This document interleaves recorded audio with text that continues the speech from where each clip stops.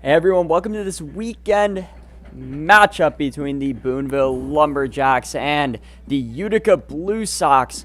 First home game for the Lumberjacks in a week. Last time they were at Hanson Aggregates Field, they lost to the Stallions despite posting two home runs in the bottom of the first, squandered a late lead in that game. But they will be hosting the Utica Blue Sox tonight, have lost 3 straight to this team. And it couldn't have come at a worse time. Both of these teams are very tight in the East Division standings right now. Only one game separates them, with the Lumberjacks currently holding on to the last playoff spot. But the Utica Blue Sox have charged back into the fray of things and are right on the tails of the Lumberjacks. On the mound tonight for Boonville is Peyton Holcoulter.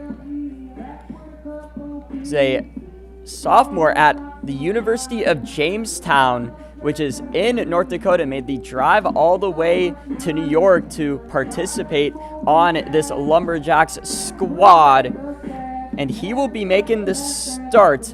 He has been excellent thus far this season for the Lumberjacks. He has posted an ERA below 2 on this season. He'll look to continue that tonight. 1-1 record, making his third start. 15 2/3 innings pitched, 13 strikeouts, and an under 1 whip sitting at 0.89. Making his second appearance against the Utica Blue Sox, and he will face RJ Tomei, who will be in the leadoff spot tonight for the Utica Blue Sox. First pitch coming up. That is right down the plate for strike one. Holcoulter, really known for getting ahead in counts, and he eases into his outing tonight, delivering a first pitch right down the middle there. He winds and delivers that and puts it low. Went to that breaking pitch, put it away, and it got low. Tomei pulled the trigger on it, so 2 early strikes here for the right-handed pitcher. He will look to get his first punch out here. Puts it in the exact same spot, but Tomei remains disciplined in the batter's box and lays off that. Tomei, not usually the leadoff guy for the Utica Blue Sox, but he is in that position tonight, and he slams that into left field. That ball is deep. That ball is gone. First at bat of the night for the Utica Blue Sox, and he sends that right over the left field fence. It's been a hot spot for home runs all season. Another one gets sent right over there for Tomei's third home run of the season and his second against the Lumberjacks. That is not the way you want to start if you are Peyton Holcoulter. He also gave up a home run to open his first start of the season against Oneonta. Gave up a home run to Dane Richards, but was able to settle in nicely. Will he be able to do that tonight? That will be the question, but Tomei gets things started early for the Utica Blue Sox with that leadoff blast. So quick 1-0 lead for them. Holcoulter just misses there with Jimmy Turchi stepping up to the plate. He leads the Utica Blue Sox in batting average, on base percentage, and slugging percentage.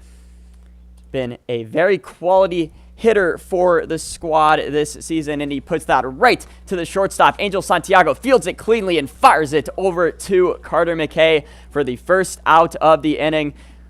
Easily well hit ball, but Angel Santiago becoming such a formidable force out there the left side of the infield. He gets another put out for the first out of the inning. And that is going to bring up Xavier Smith, the 3-hole hitter here for the Utica Blue Sox. Holcoulter delivers that just outside there. Umpire maintaining a tight strike zone tonight in this early frame. But Xavier Smith, rising sophomore at Millersville, is a Lewistown, Pennsylvania local. And he has been one of the better hitters in this Utica Blue Sox lineup this season. .325 batting average to go along with a .495 on base percentage, which is second best on the team in both of those categories. He has drilled 5 doubles and 3 triples as well. He's definitely a guy that you want to pitch away from, which Holcoulter is doing right now. Doesn't want to give him a pitch that he can eye up and drive into the outfield. But he recently had 2 multi-hit games in the past 4 against Boonville, so he has been doing especially well against the Blue Sox rival. Takes a strike there. Holcoulter working back into the count here. 3-1 here. And that is put just on the inside. It cut in right in the nick of time. Xavier Smith flipped his bat. Thought that was a walk, but that is going to bring up a full count here for Holcoulter and Smith at the plate. Xavier Smith, number third baseman in the state of Pennsylvania, but he gets punched out there. Rare strikeout for the right-handed hitter, but Peyton Holcoulter went back to his breaking pitch that he commands so well, and that gets the second out of the inning for the Lumberjacks. Bringing up Ryan Ulysses, speediest player on the Utica Blue Sox, leads the team with 10 steals. He gets on base. He's not a guy that you want to see on the base paths. Holcoulter will look to end the inning here, delivers a first pitch ball to him, and he drives that right into right center field. That is going to drop. Devin Moran fields it out there and holds Ulysses at first, but the Utica Blue Sox keep the inning alive here. Matt Colella will step up. Ulysses, being aggressive on that second pitch, stayed patient in the batter's box and got his barrel on that, driving it right into that right center field area. Didn't have enough on it to reach the gap, but still quality hitting there from Ulysses. And Holcoulter will now face Matt Colella in the batter's box. He puts that right down the plate for strike 1. Opens the count well here against Colella. Another one of the Utica Blue Sox best hitters, near 300 batting average. He's currently sitting at 299 going into tonight. He also has a .405 on base percentage and 18 RBIs as well. That is just off the plate there. Evens the count at 1. Again, umpire maintaining that tight strike zone, being consistent so far in this contest. And Holcoulter here with a man on first, winds and delivers that and puts it low. Been using that breaking pitch a lot early in this contest. That is his big punch-out pitch and what markets him as a pitcher. He is most definitely advertising it tonight. And that is put on the ground right to Angel Santiago. Sprints out under it and fires it over to Sebastian Burgos at second for the third out of the inning. But RJ Tomei drives a ball right over that left field fence to open things up for the Utica Blue Sox, who are up 1-0 going into the bottom of the first. We will be back with the Lumberjacks lineup.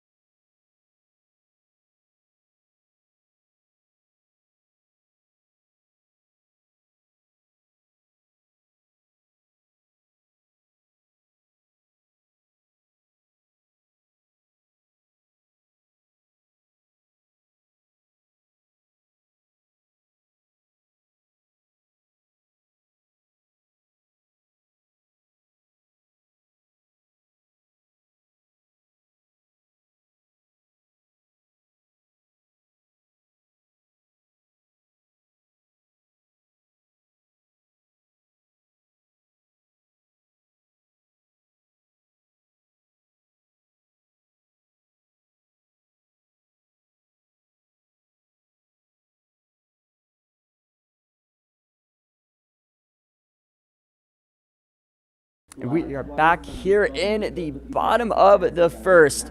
Trey Ekman will take the mound here for the Utica Blue Sox. Sophomore at St. Thomas Aquinas. Pitched he's the number 62nd ranked right-handed pitcher in the state of Pennsylvania. Boasts an 86-mile-per-hour fastball and a mid-70s slider and changeup. We'll see that off-speed arsenal on display tonight for the right-handed pitcher. He has a 0-0 record, so no decision outings so far this season. In 8 appearances, 12 innings pitched, 8 strikeouts, while boasting a 6.00 ERA and a 2.25 whip. He has struggled finding the zone at times. Those 11 walks have really come back to bite him this season, and so far this season against Boonville, he has allowed 4 earned runs against the squad, so they have done well against Ekman specifically. In his last outing against Boonville, though, he did have 1 inning pitched and blanked the Lumberjacks lineup, but to open his outing, he will face Andy Perez, the leadoff hitter for the Boonville Lumberjacks. He's completed his freshman year at Pitt. He takes a first pitch strike, so we got to see that slider there from Ekman. Goes to that with his first pitch, and it puts it right down the plate against Perez. He winds and delivers for his second pitch. Perez got a good piece of that, but that is tracking foul. That left field territory is very shallow here at Hanson Aggregates Field. That's why we have seen so many home runs in that part of the field specifically. It is known for being a hitter's park because of the shallow outfield fences. We saw that earlier tonight with the RJ Tomei home run. Well, we see that again with Perez, and he puts that high into the air, and that is going to be another foul ball. So 0-2 count, but Perez still staying alive here. He is not a guy that strikes out a lot. He only has 10 strikeouts on the season and only 2 in his last 10 games. But still, he is going to need to protect in the batter's box with Ekman. And he gets a good piece of that. That is deep into right field, but Nathan Estrada tracks it down at the warning track for the first out of the inning. That is a valuable out, especially with Andy Perez at the plate. Not a guy that gets out frequently, sporting a .340 batting average this season, but that will bring Chase Triplett up to the plate here. Sitting in the 2-hole spot tonight, which is a bit rare for the left-handed hitter. He has been known to occupy that 3-hole spot, but he is moving up in the lineup tonight. Jay Gonzalez wants to give him a look somewhere else in the batting order. He is a rising sophomore at Seminole State University, stands at 6 feet 4 inches tall, and he gets a good hold of that, puts it right past Waldy Rodriguez at second base for the Lumberjacks' first hit of the night. Chase Triplett had 2 home runs in the Lumberjacks' first contest against the Utica Blue Sox, which they ended up winning 17-12, and he gets going again in this rivalry matchup. Good start for Triplett, who again pulls a liner right down the right side of the infield, and that'll bring up Angel Santiago in the 3-hole spot against Ekman, who winds and delivers that. That gets put high and in there. Santiago ducks under it. Ball 1 for the right-handed hitter.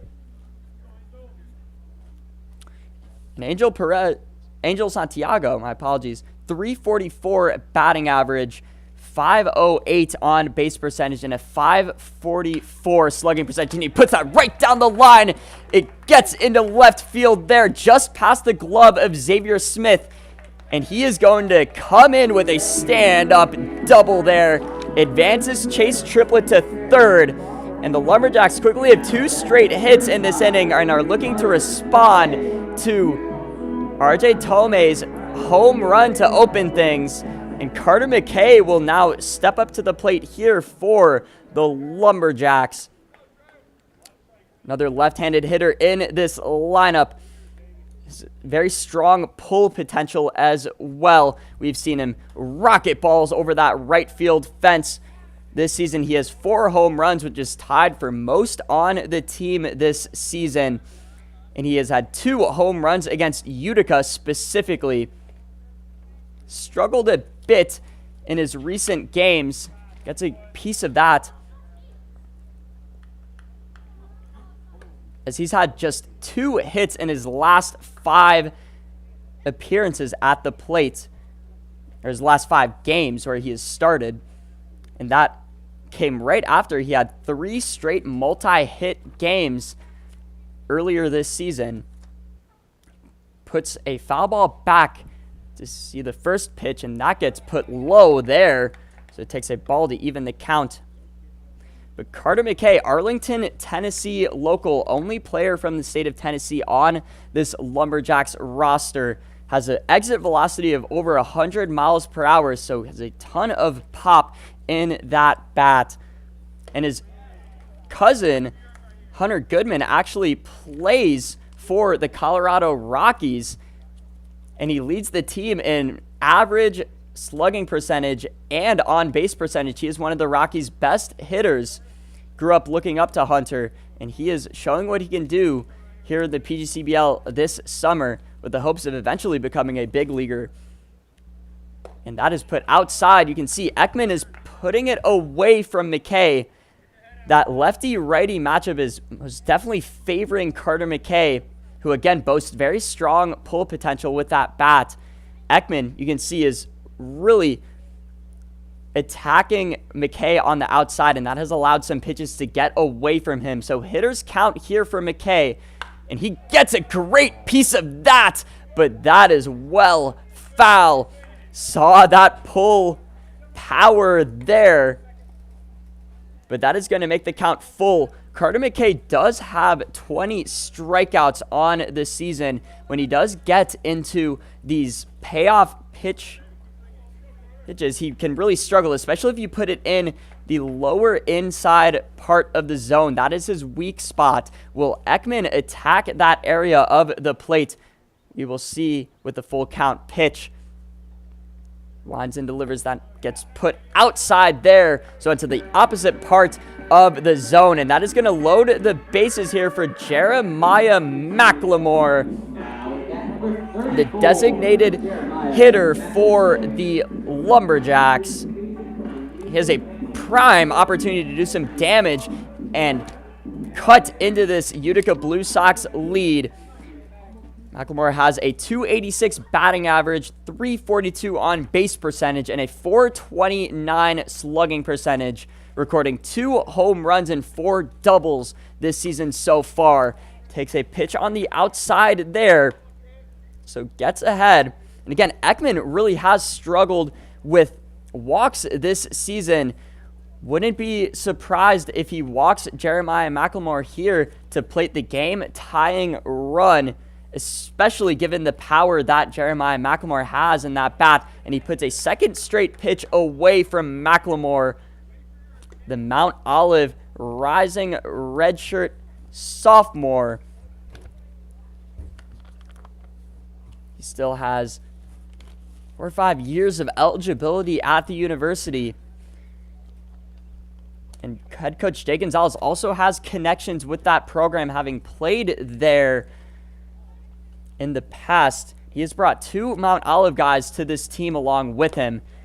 Held up there, so that is going to bring the count to 3-0 for McLemore. He has high chance of walking in this situation. Jorge Oliveira is in the on-deck circle, making his first start of the season with the Lumberjacks. And Ekman winds and delivers that, puts it away there. And Ekman, again, cannot find the zone, which will tie the game. RBI walk from Jeremiah McLemore. The bases will remain loaded here for Jorge Oliveira, making his first plate appearance in a Lumberjacks uniform. Just 1 out. This would be quite the entrance for the San Juan, Puerto Rico local, Ekman delivers that. He puts it on the ground. That's a chopper to Xavier Smith. Turns it to second. Fires it over to first, but it is not there. That'll plate a run. Angel Santiago reaches home, and the Lumberjacks go up 2-1 here. And with runners on the corners, Devin Moran will now step up to the plate in the 7-hole spot for the squad.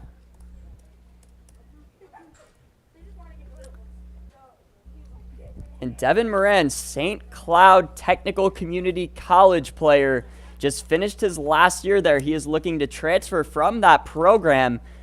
But he made quite the impact in his first year there. Boasted a .361 batting average, 1 home run, 29 RBIs, and stole 32 bases.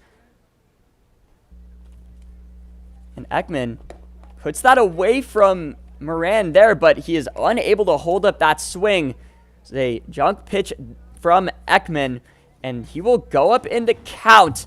0-2 has a chance to punch out Moran and get the 3rd out of the inning. Stop the bleeding here for the Blue Sox. With the payoff pitch, Moran gets a piece of it, drives it into right field, and that is going to plate Carter McKay, but that throw is sent to third, and Jorge Oliveira got a bit too greedy there and gets tagged out by Xavier Smith, but not before the Lumberjacks plate another run, going up 3-1. Respond to the RJ Tome home run in the top of the first, leading by 2, heading into the top of the second with Peyton Holcoulter stepping back onto the mound. Can he ease into his outing like he did against Oneonta despite allowing a leadoff home run? We will be back with that.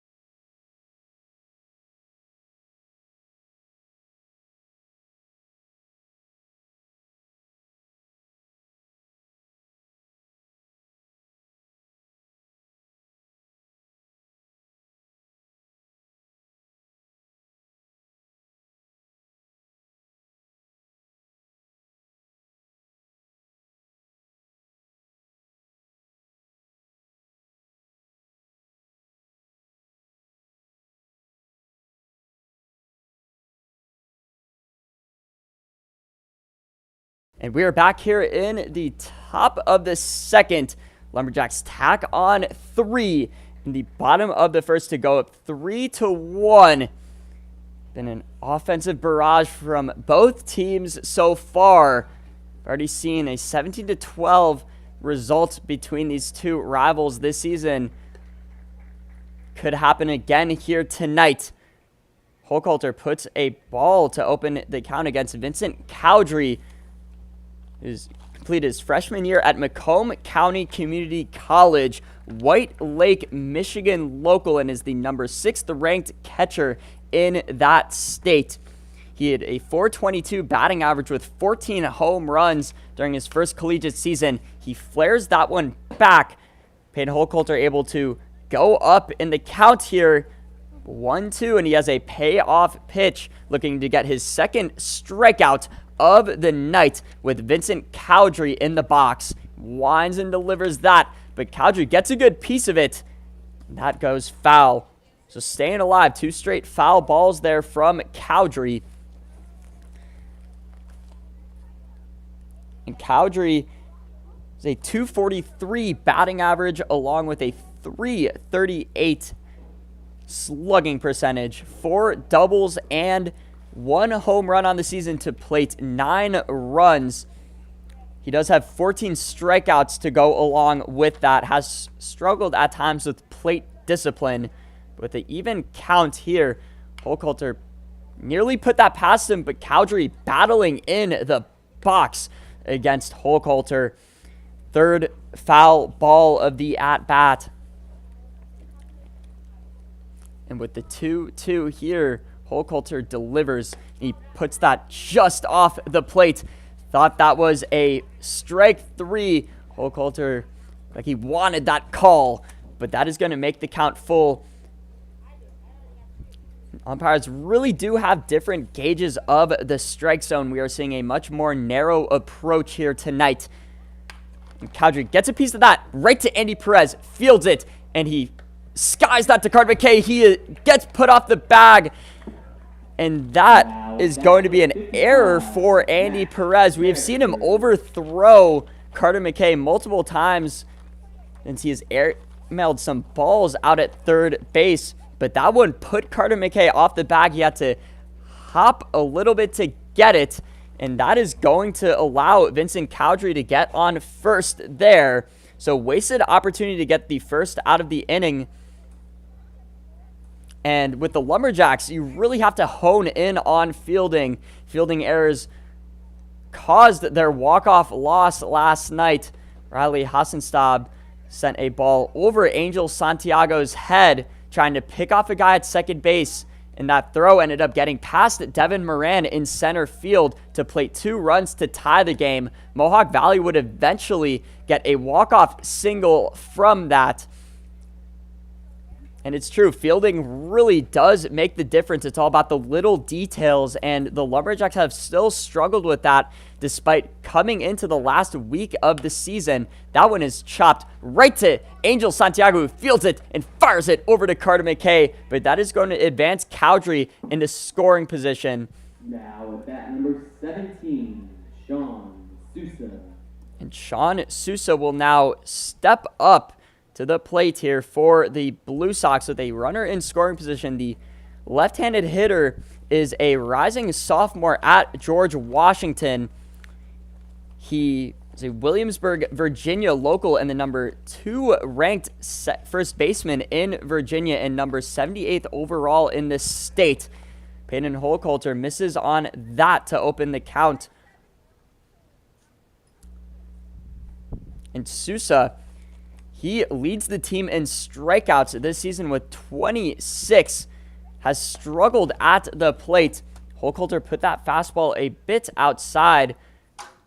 It's hard to command the zone against left-handed hitters because you don't want to put it too much on the inside where they can pull it. See another instance of a right-handed pitcher pitching away from a left-handed batter. Peyton Holcoulter is trying to get some calls on the outside rather than challenging Sousa on the inside. He knows that with one swing of the bat, this game could be tied, but he gets down in the count 3-0 to Sousa. He winds and delivers and puts that right down the pipe.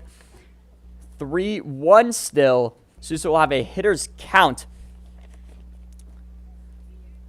Holcoulter quickly decides on his pitch. Will likely go to that breaking pitch, and that one gets put outside and will walk Sousa to first. Now at bat number 30, Waldy Rodriguez will now step up to the plate here.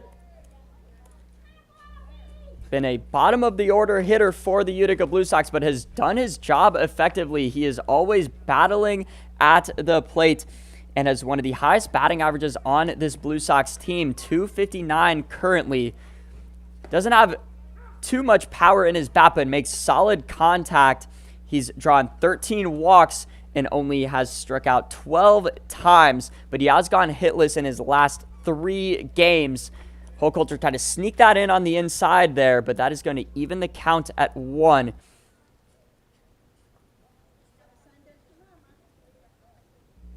So 1-1 count, and he puts that on the inside. That one nearly clipped Waldy Rodriguez in the left batter's box, but just evades it. Waldy Rodriguez was the New Jersey Institute of Technology, and he is from New York City. Has really bonded with Brian Guzman. Both of them are of Latino descent. Guzman hailing from Caracas, Venezuela. And that one gets put just high there. Holcoulter walks another guy to load the bases. And that was close to sneaking into that strike zone, but it was just a bit high. Nathan Estrada, the bottom order hitter here for the Utica Blue Sox, step up with a prime bases loaded opportunity. Utica Blue Sox are not chasing pitches, being very disciplined in the batter's box. And he puts that one outside there, gets the call on that. Nice job by Connor Tapati to frame that one up a bit. Goes up in the count 0-1. Holcoulter really excels when he is ahead in counts. Hasn't had the same luxury tonight. It could partially be due to the umpire's tight strike zone. He has been getting those calls in his previous starts, but it has been a different story tonight for the right-handed pitcher. He is going to need to lock in more on that strike zone and appease the umpire to get ahead. Puts that one outside to Estrada, so 2-1 here to the right-handed hitter. Nathan Estrada, rising sophomore at Hope International University, is coming all the way from Yorba Linda, California. He really set the world on fire last year with Hope International. He puts that one on the ground right to Angel Santiago. He turns it to Sebastian Burgos, who fires it over to McKay, but not in time. That is going to advance runner to home there. So the Utica Blue Sox cut into the Lumberjacks lead, plate another run there. But that is going to be the second out of the inning, bringing up RJ Tomei, who had that home run in the top of the first to open things. And he will be back at the plate, looking to drive in 3 more with Holcoulter on the mound. Holcoulter fires that back to first, but not in time. Estrada able to get back there safely.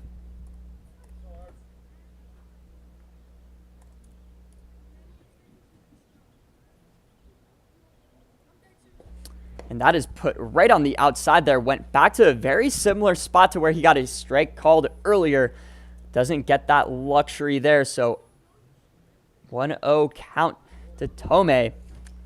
The rising sophomore at Apalacio, number 3rd ranked outfielder. And that is going to be driven into that left center field gap. But Devin Moran makes a diving catch out there. That was tracking on him, but he read that beautifully, and he gets just under it in the nick of time. That would have spelled trouble for the Lumberjacks and likely would have plated 2 more.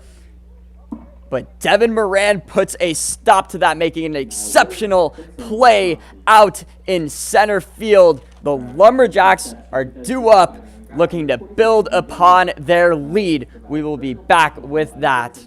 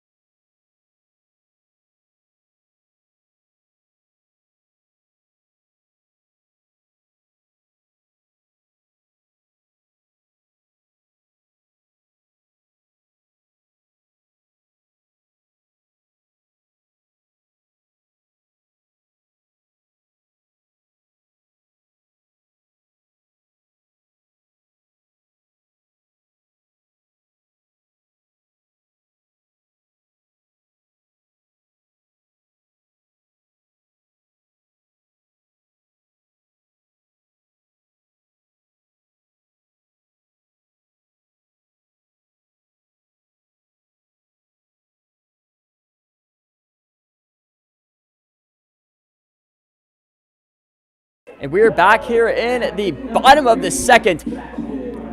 Fielding play from Devin Moran marks the end of the top of the second with the Utica Blue Sox threatening. RJ Tomei drove another ball. Thought that was going to land, but it sailed just under the mitt of Devin Moran out there. makes up for the mistake last night in center field where the ball rolled under him and allowed the Mohawk Valley Diamond Dawgs to play 2 runs in the bottom of the 9th inning. But again, he more than made up for that there. That could have repercussions later in this game. Every run matters in baseball, and Devin Moran likely took 2 away from the Utica Blue Sox. But Ekman, looking like a different pitcher out here right now, delivers 2 early strikes on Sebastian Burgos.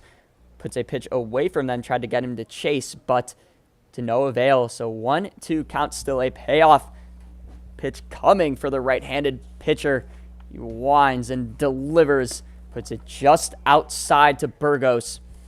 Fort Hays State University recent graduate from Kissimmee, Florida.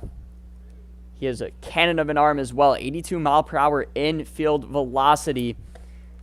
And he cuts right through that for strike 3. Put it high and inside on Burgos and got him to bite. He has racked up a healthy amount of strikeouts this season, and he gets another one there. Connor Tapati will now be in the batter's box. Left-handed hitter has recorded just 1 extra base hit, but has really sprayed pitches into that left field territory, remaining patient in the batter's box, seeing it deep into the zone and driving it out into opposite field. That is where he gets most of his production. And Ekman with the 1-0 delivery gets him to chop that one out. Waldy Rodriguez is there, calmly tosses it over to Sean Sousa at first for the 2nd out of the inning. Ekman making efficient work of the bottom half of this Lumberjacks lineup. Mason Rasmondo, the 10-hole hitter, step up with 2 outs here. So with no men on, Ekman can take his time here. He puts that one on the ground right to Xavier Smith, who is on that. Tosses it over to Sean Sousa for the 3rd out of the inning. Ekman eases into his outing, and he gets an efficient inning done, blanking the bottom half of this Lumberjacks lineup. 1-2-3 inning for the right-handed pitcher. Peyton Holcoulter will now step back onto the mound, heading in to the top of the 3rd. Will the Utica Blue Sox continue to cut into this early Lumberjack lead? We will be back with that.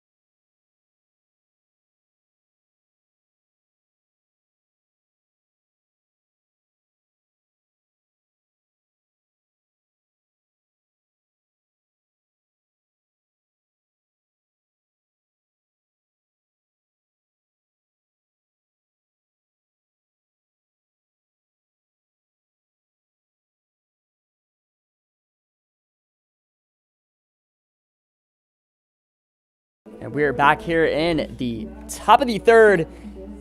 Jimmy Turchi, Xavier Smith, and Ryan Ulysses due up for the Utica Blue Sox. Part of this order, Peyton Holcoulter will need to work through the teeth of it. Jimmy Turchi, really been excellent. Bridgewater, New Jersey local. A .405 batting average his last collegiate season at County College of Morris. Deflects that one right to Carter McKay, and that is going to be a quick first out here. Sprayed that into opposite field, but gently landed in the mitt of Carter McKay at first base. Holcoulter getting out to an efficient start in this inning. Xavier Smith will now step up. He struck out in his first at-bat of the night. Rare occurrence for the powerful right-handed hitter. Xavier Smith again has that 325 batting average and puts that right down to Andy Perez, unable to field it cleanly out there. His second error of the night. Like that may have taken a weird bounce on Perez. It was dying down in the infield grass, but it seemed to jump up on him, and Andy Perez took his eyes off the ball. But that is going to advance Xavier Smith to first. Bring up Ryan Ulysses, who had a single in his last at-bat. He will have a man on to work with here. Hochholter puts that just outside. Opened the count with his fastball there. Looking to speed Ulysses up and then go to that off-speed and breaking pitch that he has. He fires that right over to Carter McKay, but Xavier Smith slides in safely. And Ulysses, he's a rising senior at Lafayette. Columbus, New Jersey local. He played at Ryder and Mercy County Community College previously. Can really drive the ball up the middle. He does best when he squares up pitches, and he can really exploit the middle of the infield. He gets under that there, but that is tracking back. 2-1 count for Hochholter on the mound. Xavier Smith still on first. And Ulysses has been one of the more powerful bats in this Blue Sox lineup. 446 slugging percentage with 5 doubles and 5 triples. Uses that speed to really run on the base paths, and if he gets into the gap, watch out for a triple. He used that long stride to really gut out extra base hits, and he fires that right to Demoran, who leaps but is unable to grab it. It gets past him in center field. He throws that in, and the relay throw is going to stop Xavier Smith from advancing, but Ulysses in with a stand-up double here. Flashed that pop in his bat, and he lined that right up the middle and over the head of Devin Moran, who attempted to make a leaping grab out there, but cannot get it as he lost track of it in the outfield. That was going to be a hard play to make, especially because that ball was coming at him with velocity. And Matt Colella will now step up here. Had a fielder's choice to end the inning in his last at-bat. That is put right in the zone for strike one against Colella, who is another player. Goes to Lafayette along with Ryan Ulysses. Flares that one back.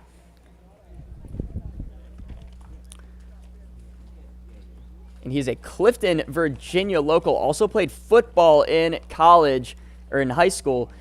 He was a Cal Ripken player last year. That one is put right to Angel Santiago, who fires it over to Andy Perez. And they're going to get the tag out on Ryan Ulysses, who is attempting to take third. Smart to get the lead runner out there, but still, Xavier Smith does advance, and that is going to tie the game at 3 apiece for these rivals. But will only be a man on first with 2 outs here. And Matt Colella with another fielder's choice.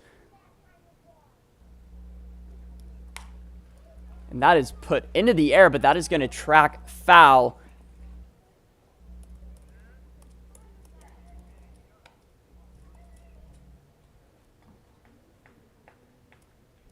And Vincent Cowdery, making his second appearance at the plate, reached on an error in his first at-bat of the night.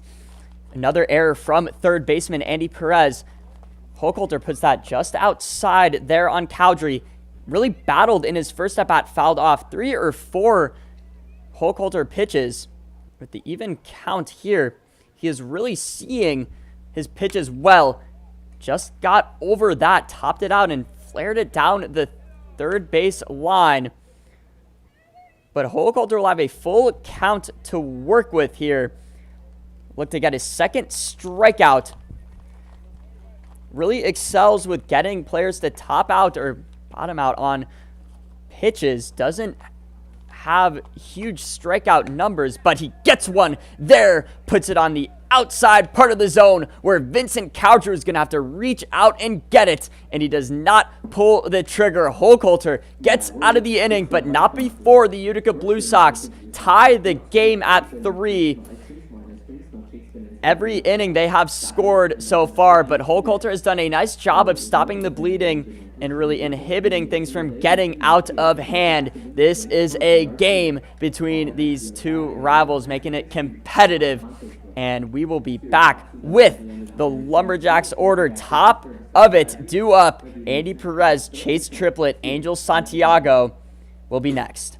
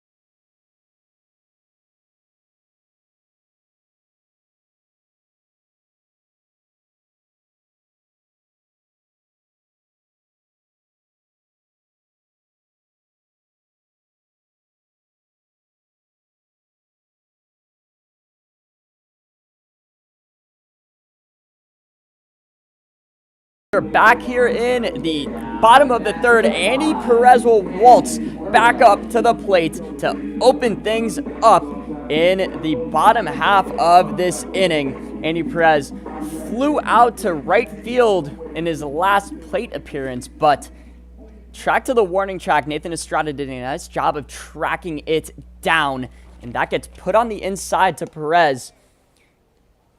He is been taking his time at the plate, really seeing first pitches and not swing at them, and he gets hit here.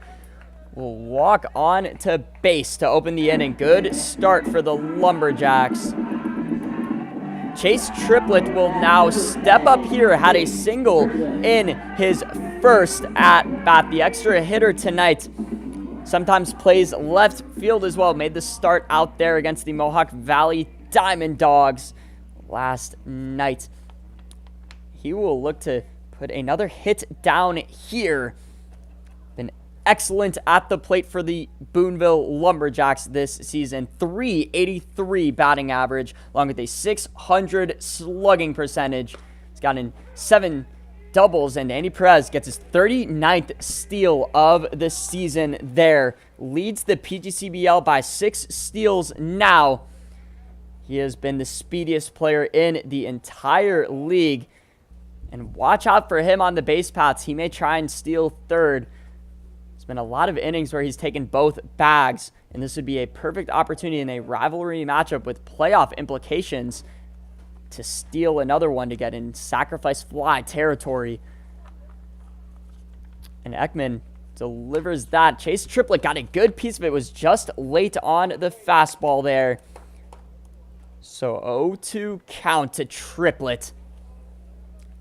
Has flashed some opposite field hitting ability, but does best when he pulls the ball.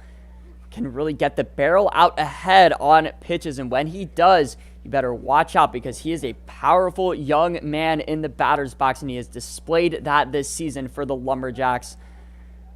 Ekman takes a step back, trying to keep Andy Perez in check. He does demand that type of respect on the base paths. You see a lot of pitchers try and pick him off, but to no avail. And with the payoff pitch and a man on second base, Ekman delivers. Triplett gets a good piece of that, but Waldy Rodriguez is right there. Gets it over to Sean Sousa for the first out of the inning, but that will advance Andy Perez to third. And all it will take is a fly ball to advance him home. Ton of speed out there at third.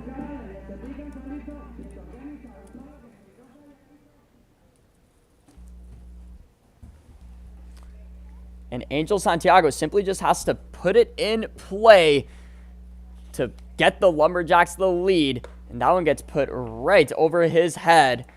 Second straight at bat where Ekman has opened it by throwing high and in on Santiago. Angel Santiago committed to Marshall originally,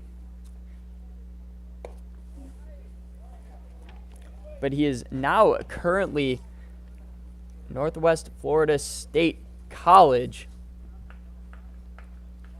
He's from the Miami, Florida area, along with some other guys that he has built close friendships here. They have some friends from high school on this roster, such as Miguel Gonzalez, who isn't in the lineup tonight, but was really on a hot streak earlier in the season. And Angel Santiago opened the year up with back-to-back games where he had a home run. Hasn't hit a home run since then. But now would be an opportune time for him to get another one. Has hit one home run here at Hanson Aggregates Field and then had another one hit in the first game of the season at Amsterdam's home stadium. With the hitter's count delivery, he puts that one back there. And that is going to make the count full for Santiago. One had some oomph to it. Got the barrel on it, but just had it go past him. Still able to make some solid contact. Not a guy that strikes out a lot at the plate. And he gets a good piece of that, and that will be enough to advance Andy Perez. Nathan Estrada backtracks and just gets under it out there in right field, but Angel Santiago does what he can and gets the runner home in Andy Perez, which will put the Lumberjacks up 4-3. Quality situational hitting there from Angel Santiago. And gets another RBI. Carter McKay will now step up. He flares back the first pitch there.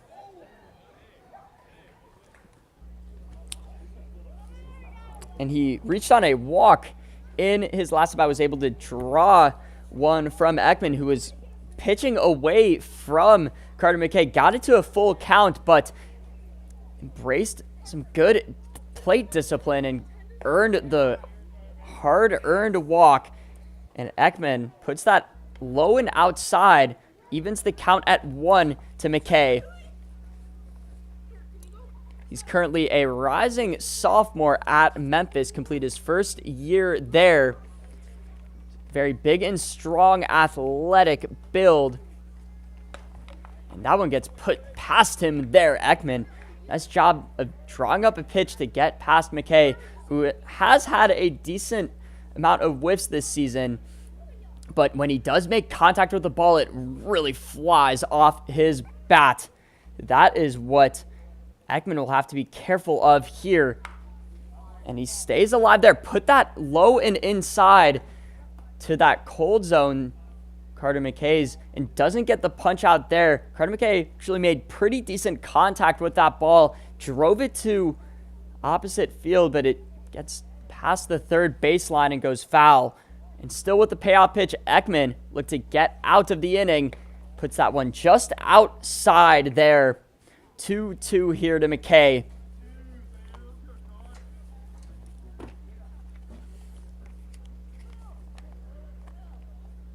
And he also has a 78.3 mile per hour bat speed.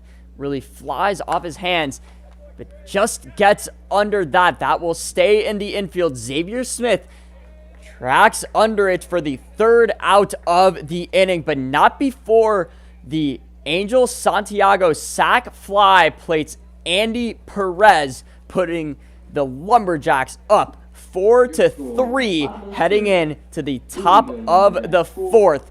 We will be back as Peyton Holkholter steps back onto the mound.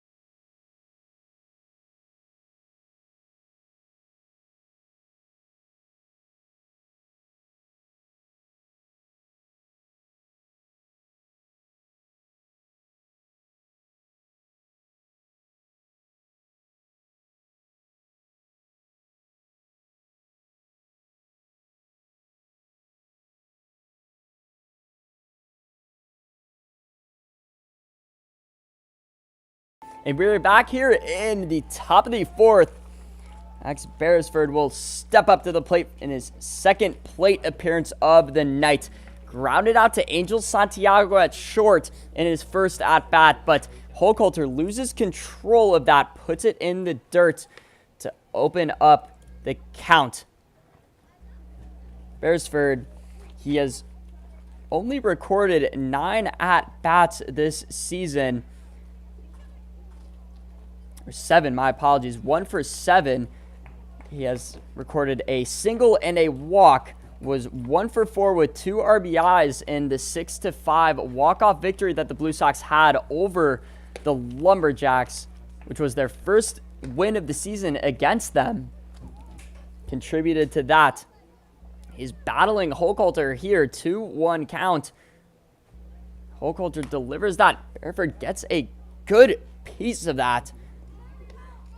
Drives it to opposite field, just behind on that. Looked like the breaking pitch may have caught him off guard there. So 2-2. Holcoulter again with an opportunity to record his third strikeout of the night, but puts that one away. Full count coming up. Holcoulter has already had 2 walks tonight, and Beresford gets a good piece of that, tracks into center field, but Devin Moran has that covered. It's all the way back to the warning track, but gets the first out of the inning. And that is a good start for the right-handed pitcher on the mound, who has allowed a run in each of the first 3 innings. Sean Sousa will now step up. Reached on a walk in his first at-bat. Holcoulter pitched away from him, and he flares a ball back to open this one.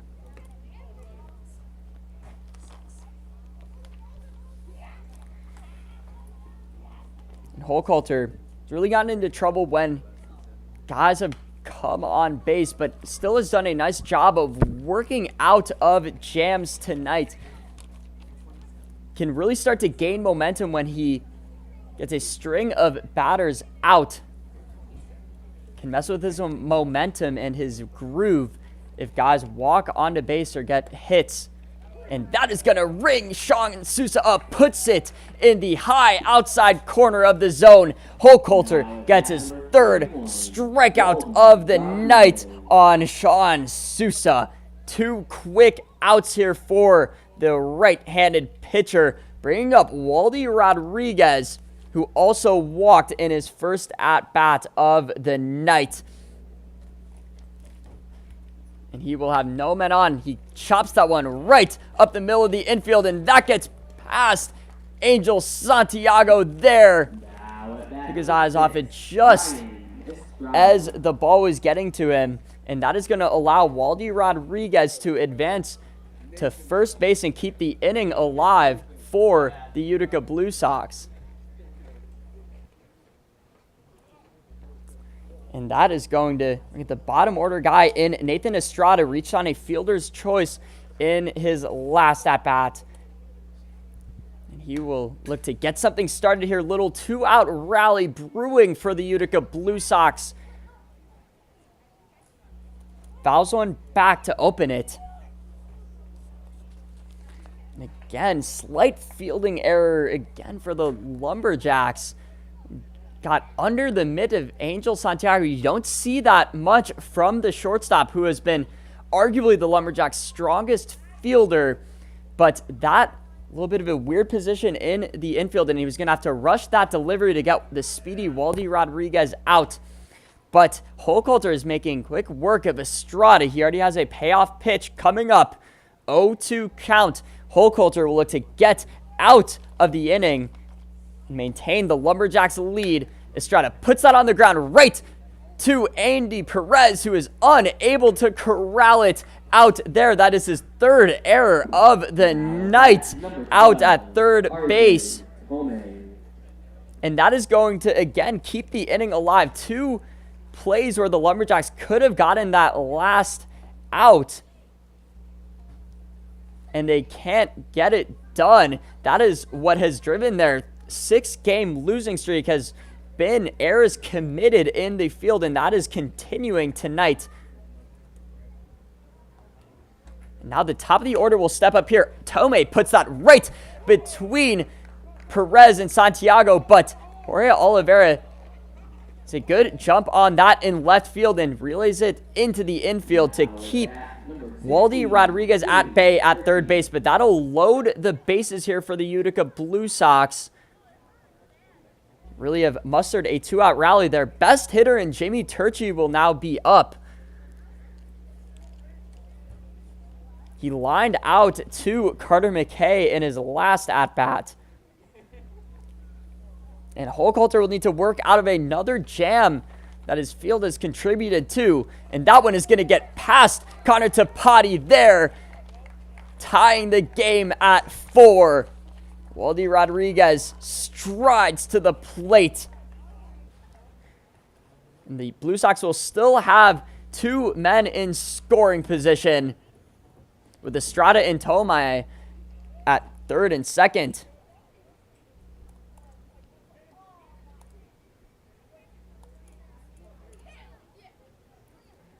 Jimmy Turchi wanting to stamp his impact on this game. He gets a piece of that, and that is going to be tracking into foul territory. Gets over the fence out there. No chance for Mason Rosmondo to run that down. And Jimmy Turchi has had 3 straight multi-hit games against Boonville and has gotten 3 RBIs across those games. Another guy that has done exceptionally well against his rival. And that is what matters most in baseball. If you can compete and perform when the lights are shining the brightest, and Jimmy Turchi does just that. Quick 1-1 count here. Holcoulter puts it past him on a low outside fastball. It's a payoff pitch here. And we'll look to stop the bleeding and work out of another jam. Wild pitch got Waldy Rodriguez to the plate, and that is going to get deflected by Turchi, staying alive. It was a foul tip. Could have been corralled by the catcher, Connor Tapati, but some velocity on that foul tip, and he is unable to get it in his mitt.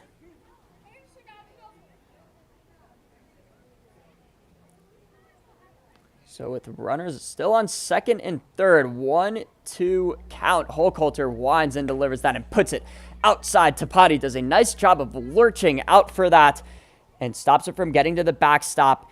Even count here for Holcoulter.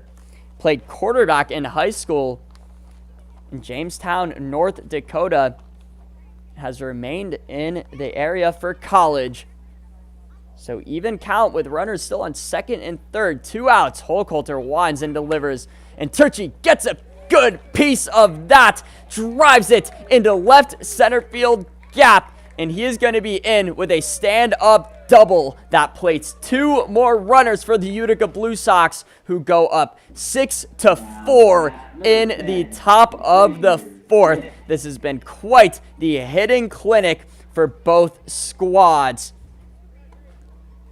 And Turchi worked through that count, got down 0-2, and then was able to work it to even and barreled up a miss there from Holcoulter.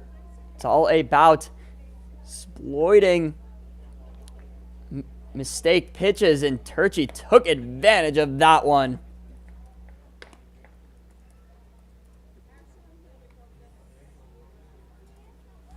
And that'll bring up Xavier Smith to the plate. Reach on an error by Andy Perez in his first at-bat of the night. And Holcoulter puts that one high and inside on Smith.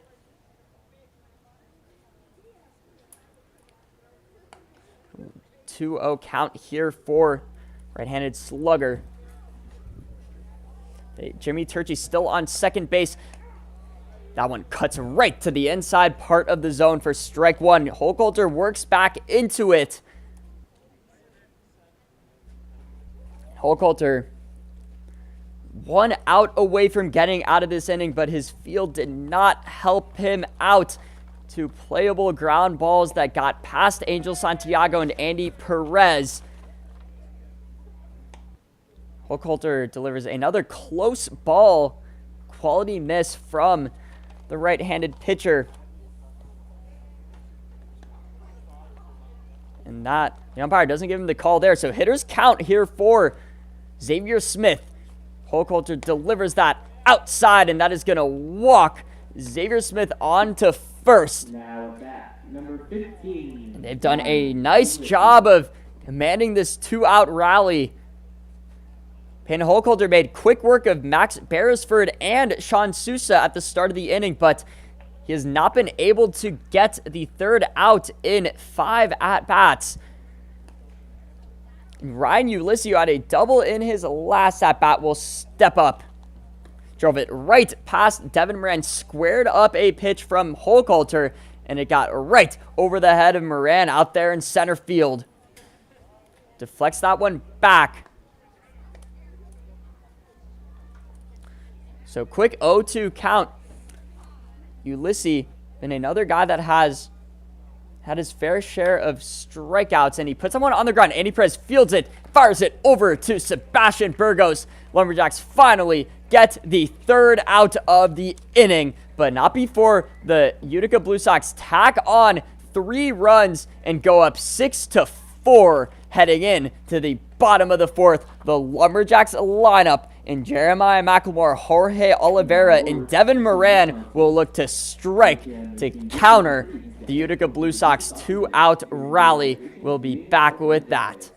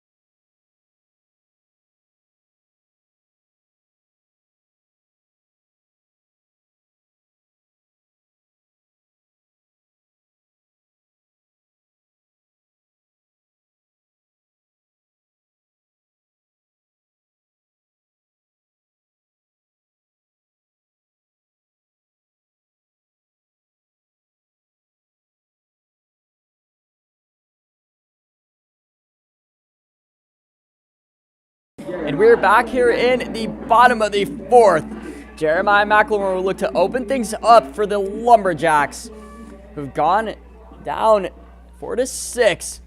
The Utica Blue Sox added 3 runs to their lead in the top of the 4th, going up 6-4 now, and that gets put right down the plate for strike 1. Ekman getting out ahead early with McLemore at the plate, walked in his first at-bat, and then was out on the base paths and fielder's choice, and he chops that one right to Matt Colella at the shortstop position, and he fires it over to Sean Sousa. Took a bit of a hop there, but Sean Sousa scoops it up for the first out of the inning.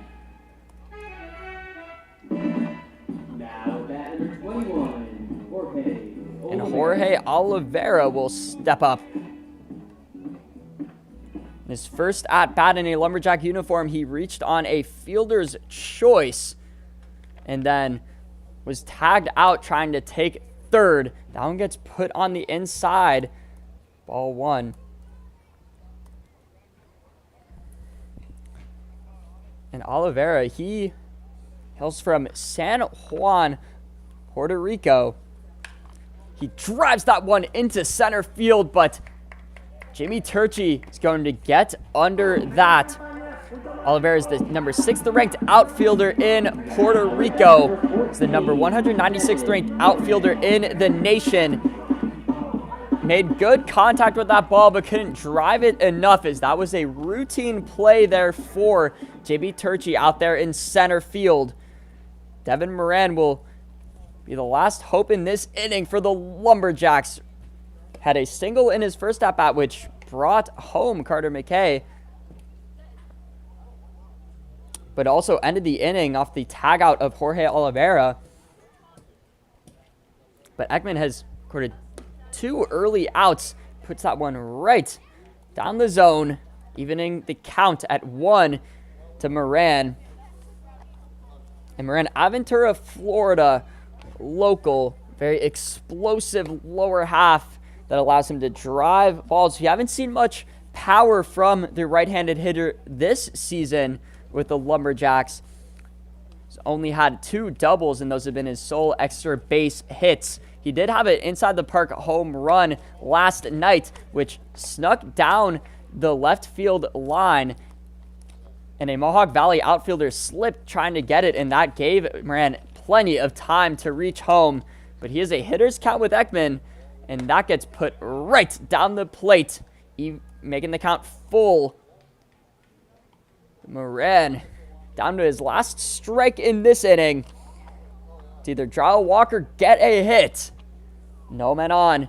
Ekman sets, winds, and delivers, and he puts that outside. Just got out of the strike zone, and that'll advance Moran, who keeps it alive here for the Lumberjacks. Now Sebastian Burgos will be due up. He struck out in his first at-bat tonight. He's had 2 hits and now 10 strikeouts in his last 8 games.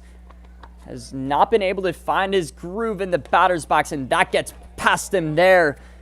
Ekman directly challenged him and felt confident with that fastball and got him to swing right through it. Good start to the count here for Ekman. And given Burgos' struggles recently, wouldn't be surprised if Ekman just directly challenges him here, giving him pitches to hit. But that one gets just inside, evening the count at 1 to Burgos.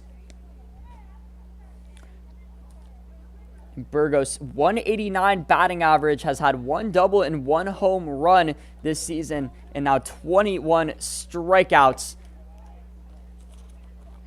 Some pop in that bat, but has struggled to see the ball at the plate.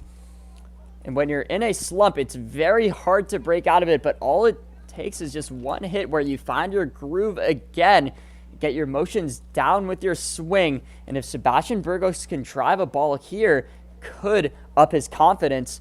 He has a 2-1 count with Moran on first, and he swings at that. That is going to be put right past Waldy Rodriguez, between him and Sean Sousa, the right side of the infield, and Burgos gets his 3rd hit in that 10-game span, and it couldn't have come at a better time. Connor Tapati will now step up to the plate. Tapati grounded out to second in his first at-bat of the night.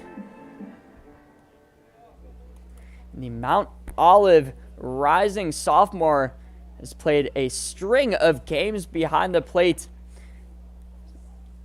There are a lot of physical pain, and that gets put right back to Ekman. Fields it cleanly and tosses it over to Sean Sousa, spoiling the Lumberjacks' 2-out rally. Ekman maintains the Utica Blue Sox 6-4 lead, heading in to the top of the 5th with Matt Colella, Vincent Cowdrey, and Max Beresford due up. We will be back with that.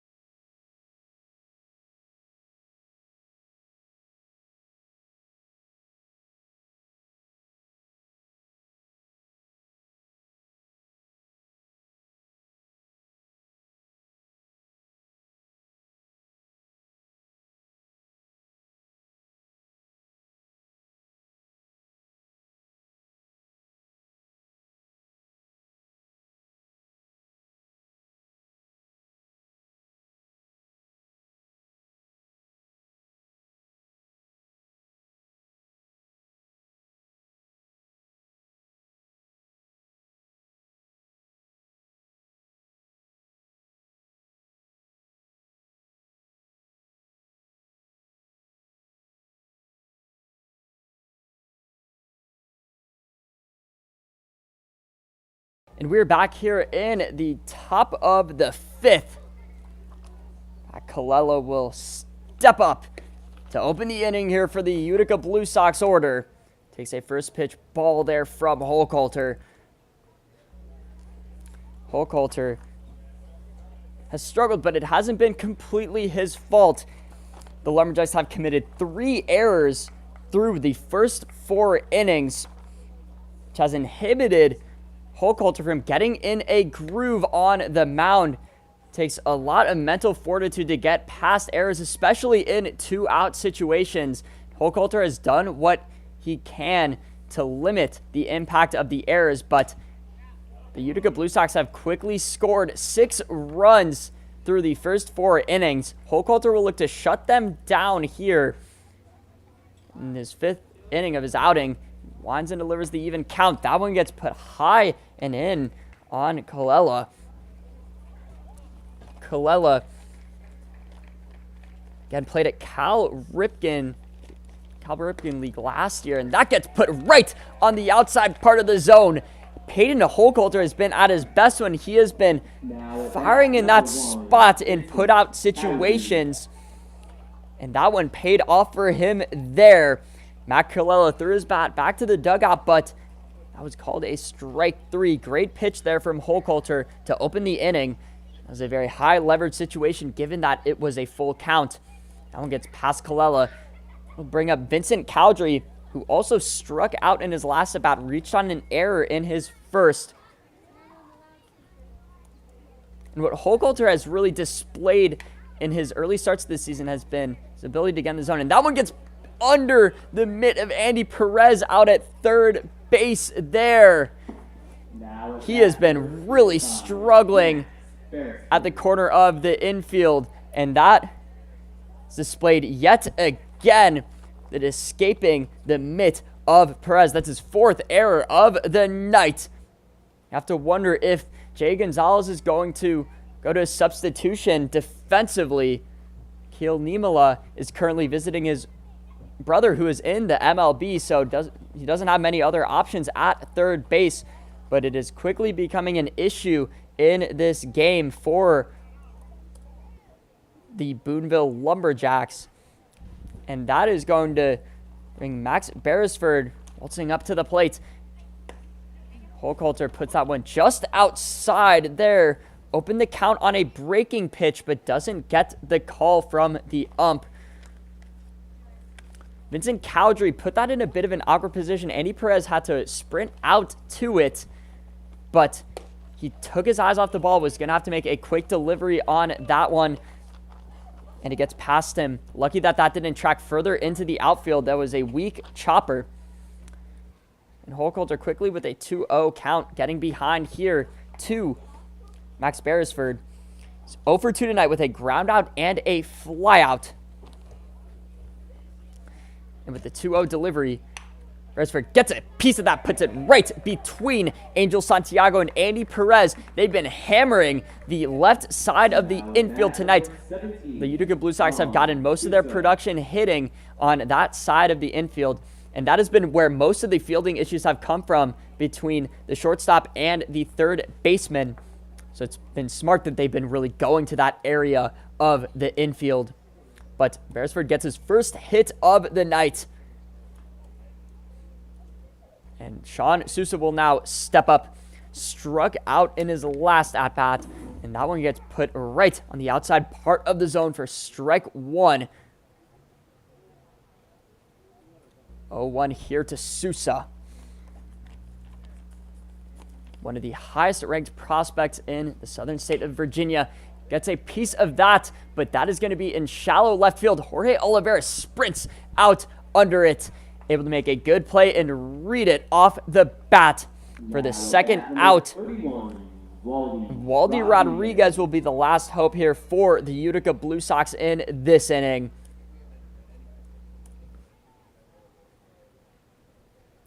Two outs. Holcoulter really struggled in these 2-out situations. That has been where the Utica Blue Sox have jumped on the Lumberjacks. They got 3 runs on a 2-out rally in the top of the 4th. Holcoulter delivers that one for a strike. Quick 0-1 count here to Waldy Rodriguez. Singled in his last at bat and reached on a walk. He's been one of the best hitters tonight for the squad. He takes a ball there, evening the count at 1 apiece.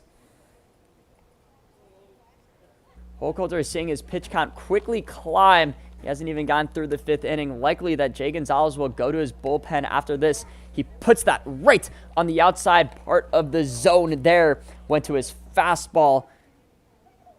Tried to get it down, and he does just that. So 1-2 here. Payoff pitch. Waldy Rodriguez puts that on the ground. It's right up the middle of the infield, but Angel Santiago has that covered. Sprints out to it and touches the second base bag for the final out of the inning.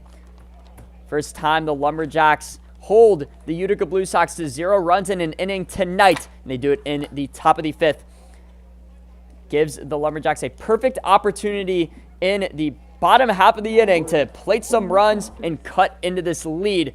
We will be back with Mason Resmondo, Andy Perez, and Chase Triplett due up.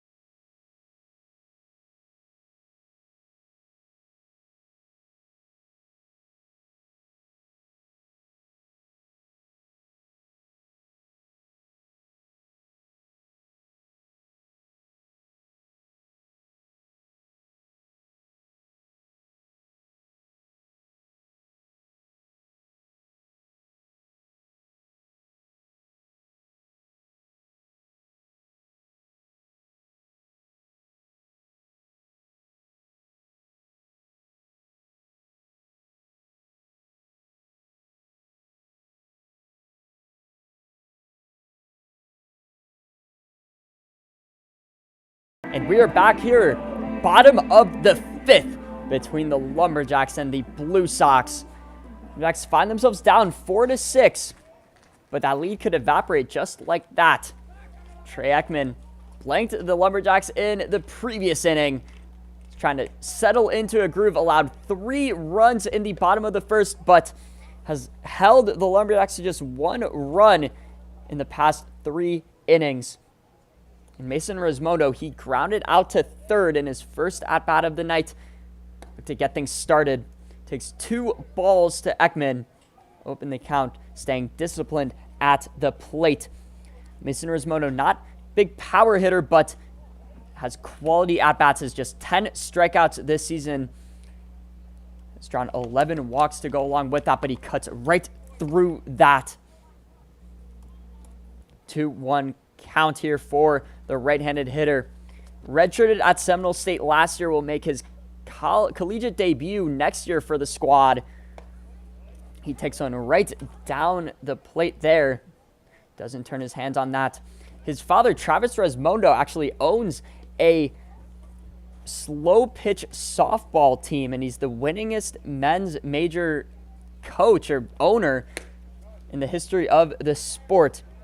He's 11 major world champions, and he's the youngest person ever to be inducted into the Hall of Fame in that league, which he achieved in his 30s. His father also owns Travis Resmondo Sod Incorporation, which is a turf company in Florida.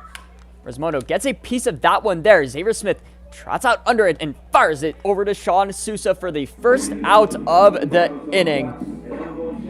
And that brings Mason Resmondo to 0 for 2 tonight. But the top of the order will step up. Andy Perez will come up and look to kickstart a Lumberjack run. Perez reached on a hit by pitch in his last at bat, flew out to right field. Saw that ball really carry on Estrada, but it didn't hit the fence. Ekman threw a heater right down the plate there. That looked like it had some velocity on it. That one gets past Perez. 0-1 count, 1 out, no men on. Ekman puts that low there, evens it at 1. But Andy Perez, Orange City, Florida local, 14th ranked shortstop in the state, and number 78th ranked at the position nationally. One of the prized prospects in the PGCBL this season. He gets under that, and that is going to be in shallow right center field. Estrada sprints out under it, and that is going to mark the second out of the inning for the Lumberjacks. Now Chase Triplett will step up here. Chase Triplett grounded out in his last at bat, but it's a hard hit ball to his pull side again. That's exactly where he recorded his single in the bottom of the first. He was plated on a run as well. And Ekman puts it outside there. This is the count 1-0. But Chase Triplett has really added a lot of muscle to his frame since his collegiate season and the PGCBL season. He's looking to get stronger, and he's displayed that, and he puts that right past Rodriguez out at second. Goes to the right side of the infield again, but gets his second single of the night to keep the Lumberjacks alive in this inning. Angel Santiago will now waltz up to the plate. He has been seeing Ekman's pitches excellently tonight. Double in the bottom of the first, and then he had a sacrifice fly to plate Andy Perez in the bottom of the third when the Lumberjacks still had their lead. And he will have something to work with here with Triplett on first. Takes a first pitch ball just outside there. And Angel Santiago, Hialeah, Florida local specifically, 21st ranked shortstop in Florida. For 146th ranked at the position. Went to Miami Sunset High School, which was the same high school as Miguel Gonzalez. He's a very good hip to torque swing. Can really slide his hips very well in the batter's box with a strong impact to his pull side specifically. And again, excellent fielder, 90-mile-per-hour infield velocity. He has a cannon out there at shortstop, and it's become the everyday starter out there for Jay Gonzalez. And that one gets put past the catcher, Vincent Cowdrey, there, and will advance. Chase Triplett to second base. So runner in scoring position, Angel Santiago, perfect opportunity to cut into this lead. Will likely take this upcoming pitch, given that it's a 3-0 count. And Ekman will not want to give Angel Santiago anything that he can work with. Again, if he gets out on a pitch and reads it well, that pull side is in jeopardy. With 2 outs, Lumberjacks' last hope this inning. Ekman winds and delivers that and puts it right down the plate. Angel Santiago didn't even set up on that one. Knew that he was going to be taking that from the jump. 3-1 hitters count for Santiago. He has been held hitless for the 2 games prior to this, but broke that streak tonight in the bottom of the first. So hitters count delivery. That gets put on the inside and will walk Angel Santiago to first. Bringing up the prolific Carter McKay. He has an opportunity to drive home 3. Again, has had 2 home runs against the Utica Blue Sox this season. Now would be a very timely opportunity for him to blast his 3rd against the squad to put the Lumberjacks up 7-6. But all that matters is keeping this inning alive. Carter McKay reached on a walk in his first at bat and then flew out to 3rd in his second, but that is going to get under the mitt of Jimmy Turchi out in center. Takes the first pitch that he saw liked it, but it's going to be the third out of the inning. Lumberjacks spoil 2 on the base paths. Heading in to the top of the 6th with the Utica Blue Sox still up 6-4, and the Lumberjacks lineup has cooled off. Utica Blue Sox will look to add to their lead coming up.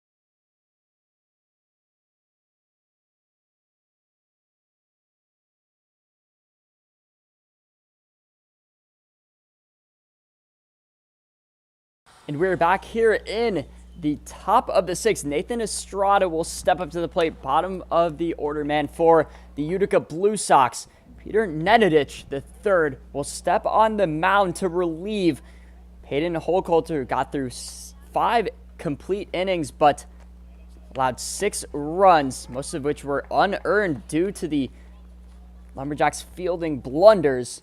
But Nenadich is up 0-2 in this. Quick payoff pitch here for the right-handed pitcher, and he puts that one right past Nathan Estrada. 3 pitches, and he sits him down to open the inning.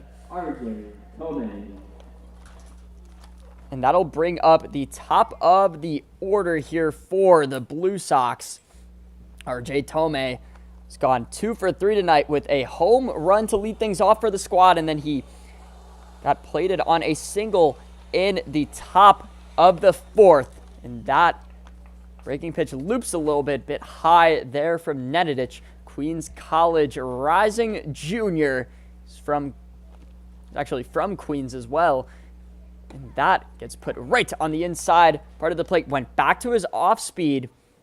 Question is, when will Nenadich rely on that 90-mile-per-hour heater to challenge Tome? And he does so right there. Puts it past Tome. Quick 1-2 count. Another payoff pitch for the right-hander, who has been settling in nicely. Challenged him with another fastball there, and that is blooped out to Sebastian Burgos at second base for the second out of the inning. Now at bat, number 16. Tome did not make great contact on that. He could not diagnose the fastball, was behind on it, and got close to the bottom part of his barrel. That is not where you want it to hit a baseball, and that is going to be the second out of the inning. Nenadich looking poised on the mound for the Lumberjacks. Turchi skies that one, and that is going to track behind the plate and foul. Turchi has also stamped his impact on this game, had a double in his last at-bat, lined out and grounded out in his first 2 at-bats of the night. Again, he continues that hit streak against Boonville. He's currently has upped his hitting streak to actually 10 straight games tonight. Been a very valuable option in the top of this order for the Blue Sox, but he gets under that. Devin Moran will trot out under it, marking the end of the top of the 6th. Nenadic excels in his first inning on the mound, blanking the Utica Blue Sox lineup. We will be back with the bottom of the 6th. The Lumberjacks lineup due up. Jeremiah McLemore, Jorge Oliveira, and Devin Moran will be next.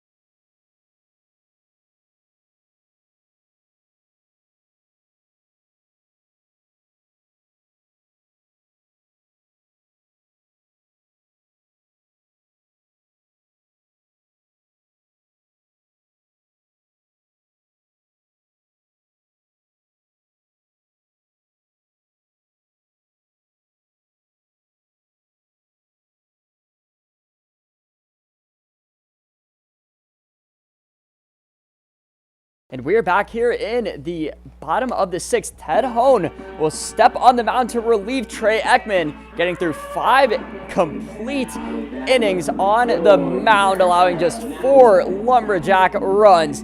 Ted Hone currently boasts a 1-2 record, 9.47 ERA, in 19 complete innings pitched. He's allowed 3 home runs. He's also struck out 15 batters. And he has had 1 outing against the Boonville Lumberjacks, allowing 4 earned runs in 2 complete innings and 3 hits to go along with that. So he has struggled against the Lumberjacks specifically this season. He is a very tall left-handed pitcher, good physical build out on the mound. But to open his outing, he delivers a pitch on the outside to Jeremiah McLemore that escaped his control. And that gets put right down in the plate on the inside part of the zone, evening the count at 1. So 1-1 count to Jeremiah McLemore, who has gone 0 for 2 tonight. 2 groundouts earlier, or 1 groundout earlier, so 0 for 1. But he gets a good piece of that, and that is tracking into center field. Goes off the fence there, but Jimmy Turchi fields that well off the wall. And that is going to hold Jeremiah McLemore at first, but he corked that baby up, and it goes right off the center field fence, squared it up with his bat, and the Lumberjacks are in business to start this inning. That is the type of swing that can sway the momentum in your favor. Very hard off the bat. You could hear the barrel hit that pitch. Jorge Oliveira will now be up. Oliveira in his first start with the Lumberjacks has gone 0 for 2. Fielder's choice in the bottom of the 1st and then flew out to center in the bottom of the 5th, the bottom of the 4th. He will look to land his first hit in a Lumberjack uniform right here. And Oliveira, he played for the Bellingham Bells in the West Coast League last summer, had a .217 batting average along with a .302 on base percentage there. He's currently a rising sophomore at Vernon Community College in Texas.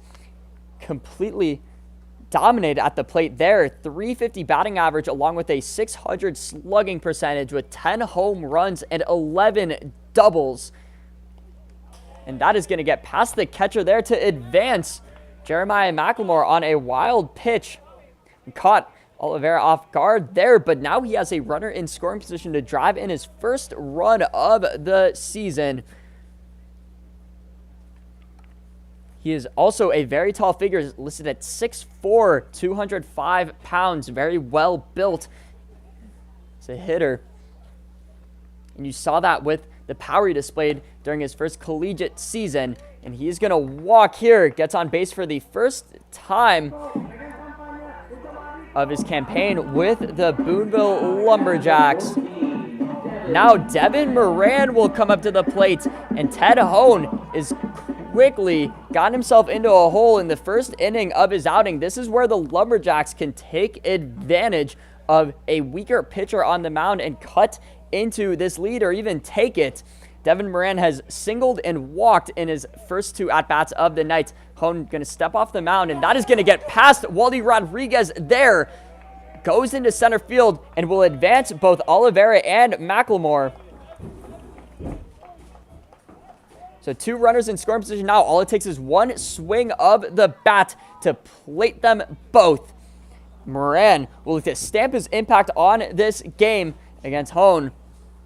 Waldy Rodriguez unable to see that into his mitt. Not a bad throw from Hone necessarily, but that is a costly mistake. We saw the exact same play happen last night for the Lumberjacks, as I was mentioning before, which allowed them to get that 4-3 walk-off single. But Hone delivers a strike against Moran, so up 0-1. Moran gets a solid piece of that, but that is going to be foul. Little late on that pitch there. Flares it into field foul territory. And Hone quickly, with a payoff pitch to Moran. 19 strikeouts on the season for the right-handed hitter. Will look to stop getting to 20, which is a threshold that he does not want to reach at the plate. Hone here with the payoff. And on second and third base. And he puts that one just low and inside. Moran wisely lays off of that. Stays alive in the batter's box.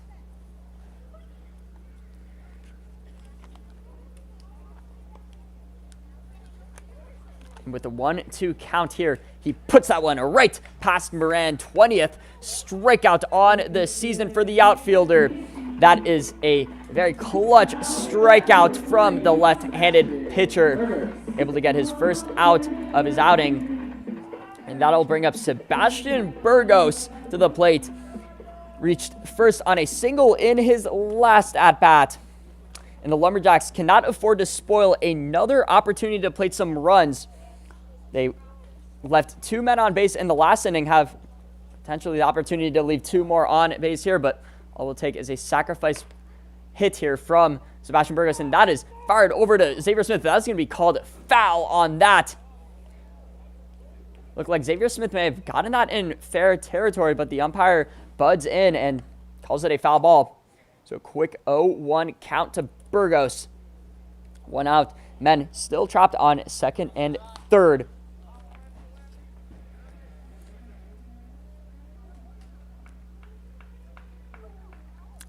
Sebastian Burgos recently played for Winter Garden in a summer collegiate baseball league, boasted a .224 batting average there. A lot of these guys have come from other summer leagues in the past. The PGCBL is currently ranked the 5th best summer collegiate baseball league in the entire country. You have other leagues like the Cape Cod Baseball League, as well as the Great Lakes League as well, but the PGCBL is up there with all of those. And they bring some of the top talent from college in the summer. Burgos gets a piece of that, stays alive. Still down 0-2. Hone, opportunity to get his second straight strikeout and continue to work out of this jam. really defines you as a pitcher, is your ability to work out of jams. And if Hone can get this done here, could break the back of the Lumberjacks. This is a key opportunity for them to cut into this league or even take it. So 0-2, Hone eyes Oliveira there at second. Winds and delivers, and he gets him to whiff at that. Sebastian Burgos cuts right through that one, doesn't go through a full swing. Ted Hone using some trickery on the mound to get him to whiff on that pitch, and he was not even close to making contact with that one. So 2 straight strikeouts for Hone puts him in a much better position with 2 outs and runners still on second and third. They've been at those positions on the base paths since Ted Hone had 0 outs, and Lumberjacks are going to be kicking themselves if they waste this prime opportunity. And Connor Tapati is grounded out in his first 2 at-bats to bring him home, and that gets put right on the outside part of the zone. Uses that leverage there that he has to put it where Connor Tapati was going to have a hard time reaching out to get it. Puts it right on the chalk. Hone really finding the zone well as this inning has progressed. 0-1 count. It's that outside. Tried to go back to it, but that one tracked way off the plate. So 1-1 here to Tapati. Tapati, and not strongest hitter at the plate. 190 batting average, but does have a 324 on base percentage. Has drawn a fair share of walks this season, and that gets put away. Hone really trying to use that leverage that he has. This is a favorable matchup for him. Can pitch away from Tapati, given that it's a lefty-lefty matchup, and he is hammering that home in this at-bat. So 2-1 here for Hone. And that one gets put right down the plate. Looked a little high from up here, but the umpire does call that there, evening the count at 2. Tapati does not load his swing. And Hone will have another payoff pitch. Can he get the 3rd consecutive strikeout of this inning? And that one gets put just outside. Started walking back to the dugout there. Motioned over to players on the bench. But that is called off the plate. 3-2. And it is full here with men on second and third. Lumberjacks trailing by 2. All eyes on Connor Tapati. Gets a piece of that to stay alive. Knew that he was beat there, but got his bat out just in time to get a piece of it to stay alive in the batter's box. Quality hitting there from Tapati, who has just 6 strikeouts on the season and has drawn 12 walks. Not a guy that strikes out much despite the low average. He does get out mostly through groundouts and flyouts. Has had an issue of topping off pitches and rolling over them. So full count coming up. Tapati gets a piece of it, but that is skied right over to Ryan Ulysses out there in left field. The Lumberjacks spoil a golden opportunity to plate 2 runs. And Ted Hone gets 3 straight outs, leaves Jeremiah McLemore and Jorge Oliveira stranded. Utica Blue Sox maintain their 6-4 lead heading in to the bottom of the top of the 7th, and we'll be back with that. Utica Blue Sox will look to continue to add some insurance runs.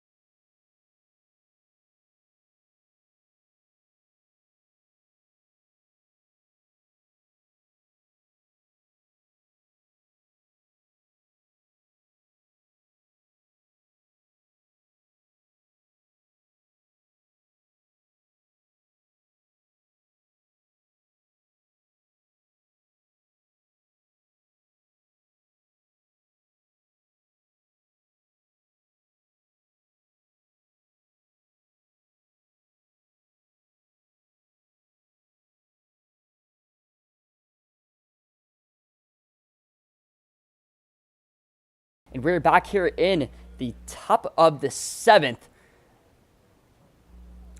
The Utica Blue Sox lineup coming up. And that is Xavier Smith at the plate against Nedidich. He's able to 3 up, 3 down in the first inning of his outing. He's looked strong on the mound, holding things down and keeping the Lumberjacks in striking distance. Still only a 2-run lead for the Utica Blue Sox. Early 1-1 count for the right-handed pitcher.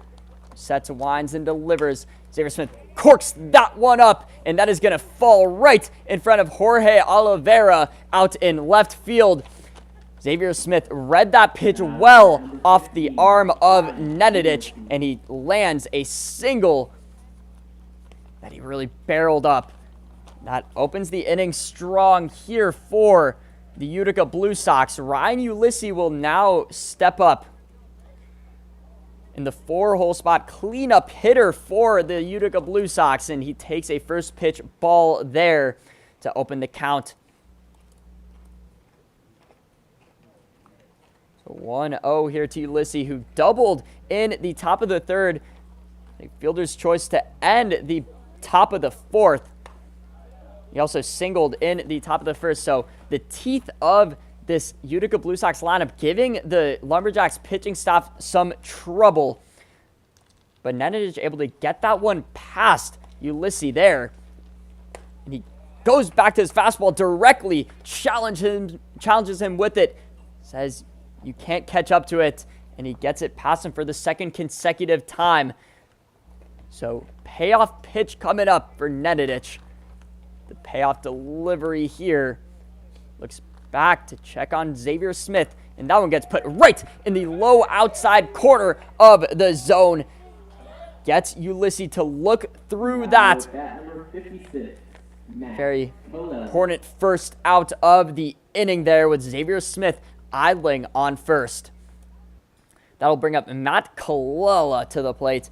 He's gone 0 for 3 tonight, struck out in his last at-bat, and then had 2 consecutive fielder's choice plays, and that gets put low there.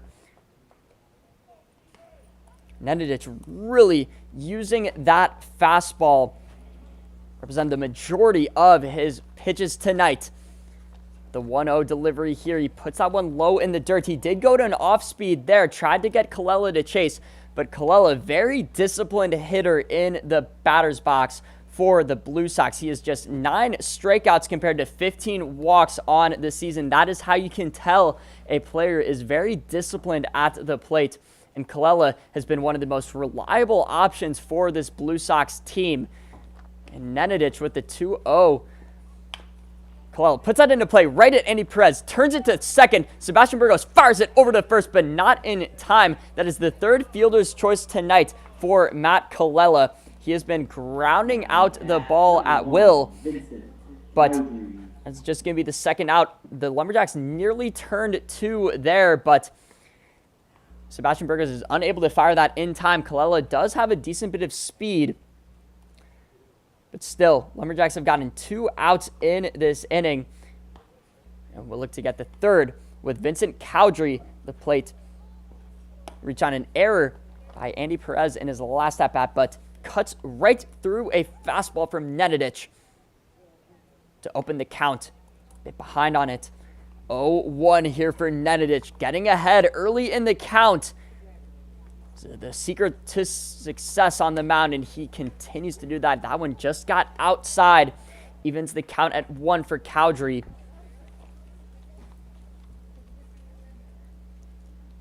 But Nedidich, 6'3", 195 pounds, has a very tall frame, typical of an elite pitcher.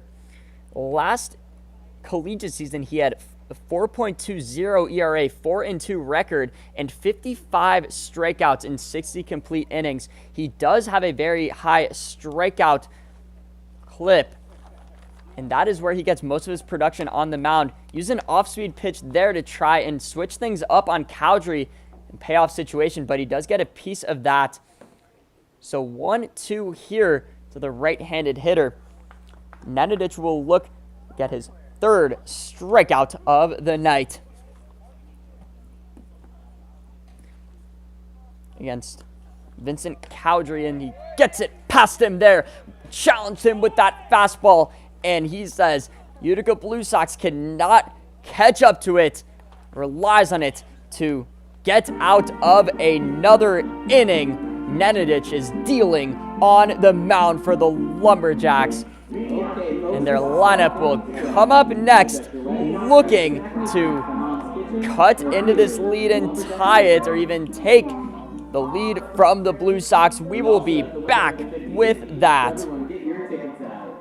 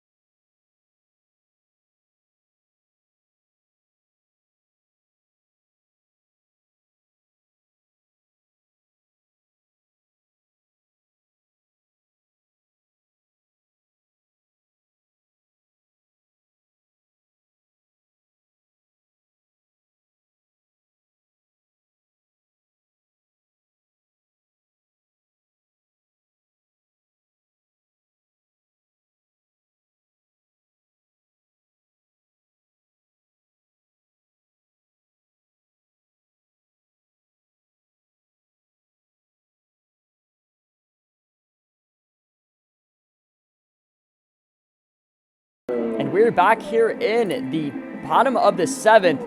Nick Clausen will step onto the mound here. New pitcher for the Utica Blue Sox, making his first outing of the season. And a lot of these teams that have had guys leave their rosters, such as the Boonville Lumberjacks, have needed to fill their rosters at the last minute to add some depth. We've seen that with the Boonville Lumberjacks recently adding 3 new players, Jorge Oliveira being one of them. Sebastian Rivera, who's a pitcher, and Connor Larson are the 2 other additions. Larson is a catcher. The Lumberjacks currently only have 2 available catchers on their roster, but the same type of stuff has happened to the Utica Blue Sox. It happens to every team in the PGCBL, with guys leaving and pursuing better opportunities, or simply being shut down due to, inning counts. And Clausen delivers that right down the plate to Resmondo. So quick 0-2 count to the right-handed hitter. He will need to protect the new pitcher on the mound. That one gets put right on the outside. It got him to swing well early on it. Nearly got Resmondo to do a full spin on that one. And that is going to be Clausen's first strikeout of the night and the first batter that he faced. Resmondo 0 for 3 tonight, but the Lumberjacks' top of the order is now up. Andy Perez gets things started. Clausen delivers that inside to Perez to open the count. But his breaking pitches are really hanging right now. You can see them looping up and then dropping down into the zone. Haven't seen much of Clausen's fastball so far. But if the Lumberjacks can tee up and really see his hanging breaking pitches well, could spell trouble. That is where you see a lot of guys drive pitches deep into the outfield on hanging pitches. That is what causes most issues for pitchers on the mound. And if Andy Perez gets one that hangs on him, he will likely drive it right over that left field fence. And he gets a decent piece of that one, but it is tracking foul there. Nathan Estrada able to get under it in foul territory to retire Andy Perez. Excellent hustle there from the right fielder, who saw that ball and simply just ran it down like a receiver out there. And that'll mark the second out of the inning. Clausen working well in his first inning of relief. Now Chase Triplett will step up. He has gone 2 for 3 tonight, 2 singles. All have been to his pull side. And he takes a first pitch ball to open the count. 1-0 to Triplett. He also serves as a pitcher, but hasn't seen action on the mound since the start of the season. He's completed 3 innings on the mound, but again, all of them were within the first 3 or 4 games. Jay Gonzalez has not returned to him, despite not allowing a single earned run in those outings.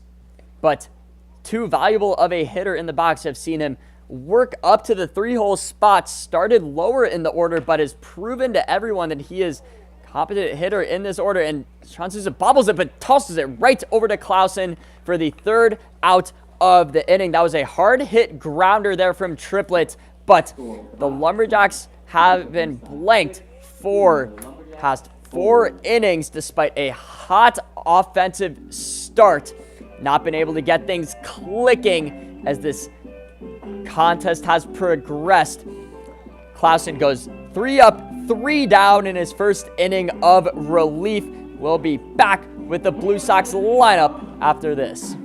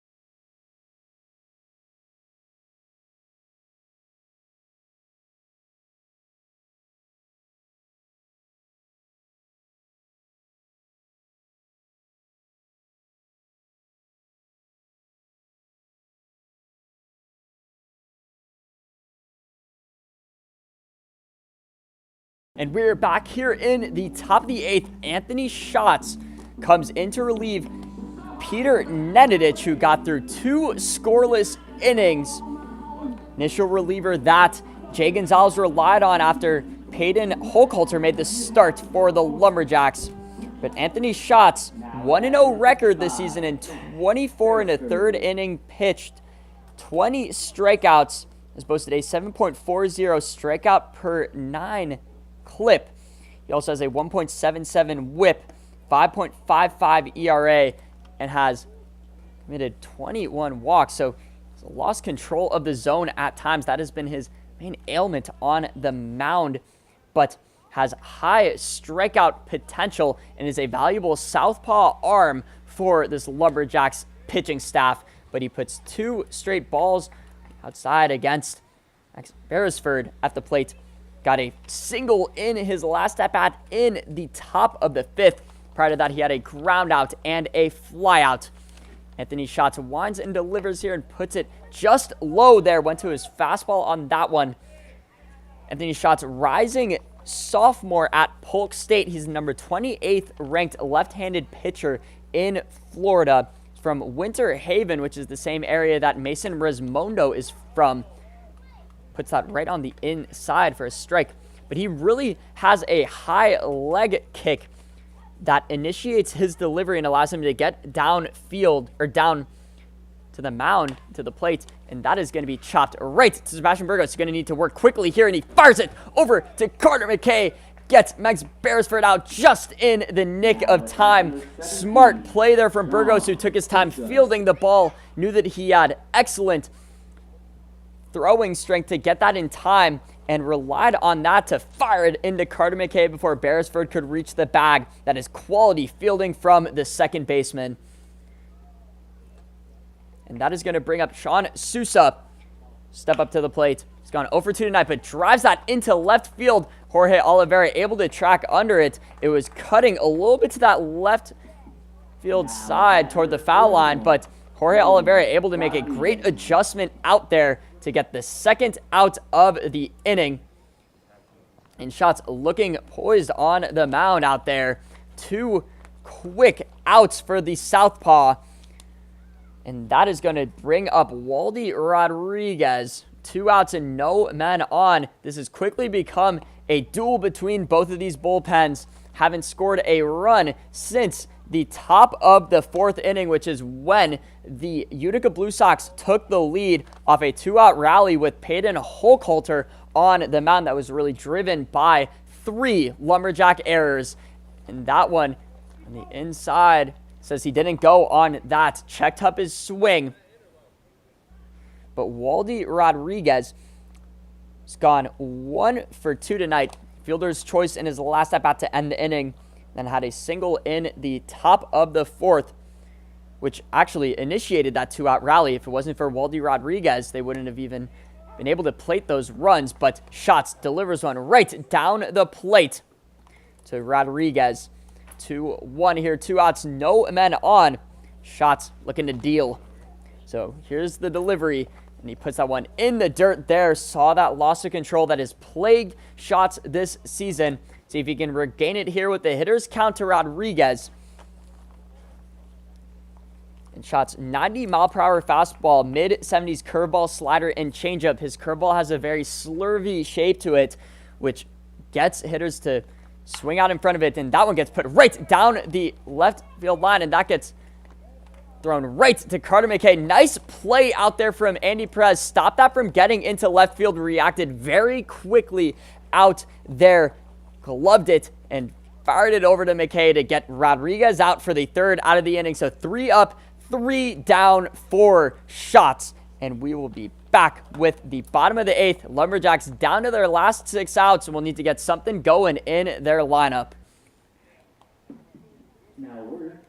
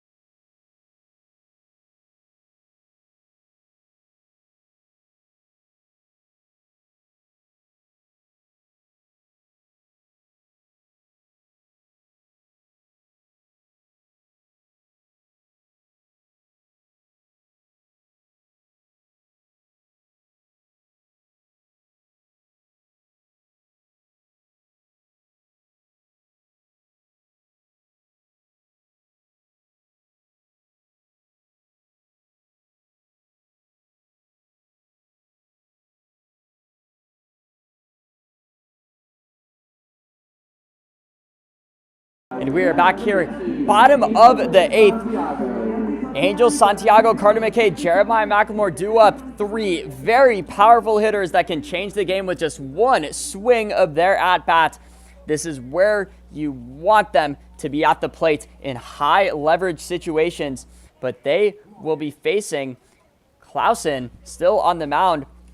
Got through his first inning with ease in his first appearance of the season in a Utica Blue Sox uniform. Angel Santiago jumps on that breaking pitch, but deflects it back. Clausen able to get out ahead. And Angel Santiago, he's got a double, has walked and drove in a run off a sac fly. Gone 1 for 1 tonight, but gets under that, and that is going to be in shallow right field. Waldy Rodriguez playing back there. Didn't have to move much to get that one. And that was a miss there from Santiago. Tried to barrel it up, but got well under it. Clausen continues to deal. He's recorded 4 straight outs on the mound. Carter McKay will now step up. McKay has gone 0 for 2 tonight. 2 flyouts in the bottom of the 3rd and bottom of the 5th, along with a walk in the bottom of the 1st. Got to witness that pop in his bat on a foul ball that he drove right down the right field line, but it went foul. That stayed fair. Was definitely been a home run. But Clausen, so it's an even count here, 1-1. Carter McKay drives that into right field, but that is going to be foul.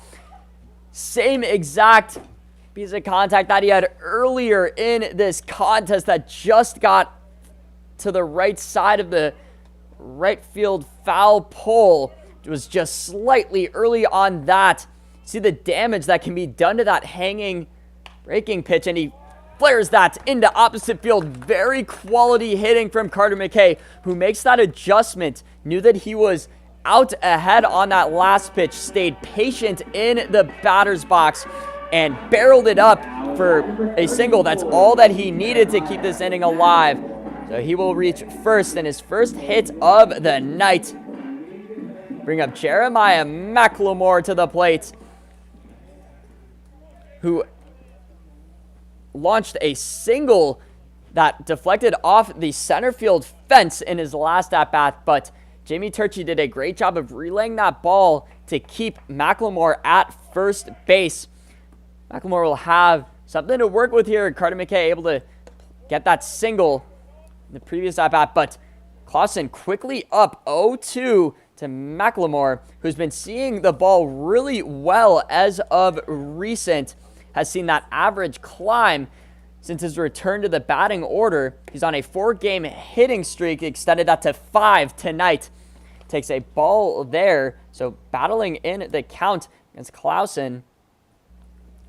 And this is where you really need to protect the plate and choose your pitches wisely. And that gets put just outside there. Good miss from Clausen. That was quality idea from him to pitch away from McLemore to use that leverage that he has as a right-handed pitcher, but it does not clip the chalk. So 2-2 count. McLemore gets a great piece of that. You can see the Lumberjacks really are seeing those hanging off-speed pitches well right now. They just aren't timing it up perfectly, but the launch is there. If they can put one of these in play, could spell trouble for the Utica Blue Sox. And it isn't a good sign when guys are fouling balls off with very high velocity and deep into foul territory, and that is going to get past Vincent Cowdrey there. Carter McKay able to advance to scoring position on that one. That one got a little bit low and outside there on Cowdrey. Wasn't able to corral that in his mitt. Could be a costly mistake. Carter McKay, 6.91 60-yard dash. He has excellent speed for his size. And McLemore gets a ball into the outfield. He could be home, but he tops that one out. That is going to get to Waldy Rodriguez, who fields it cleanly, fires it over to the pitcher, but he is unable to tap his foot on the bag there. McLemore grinds out An infield single on that one. Great hustle from the designated hitter. And Jorge Oliveira, with men on the corners now, will step up. He reached on a walk in his last at bat, but is yet to record a hit this season for the Lumberjacks, as this is his first game. But this would be the perfect opportunity to enter this Lumberjacks lineup and roster with some style. Perfect opportunity for him to cork up a hit here. There's a little break in the action for a pinch runner. It's like Miguel is going to go in the game, Miguel Gonzalez.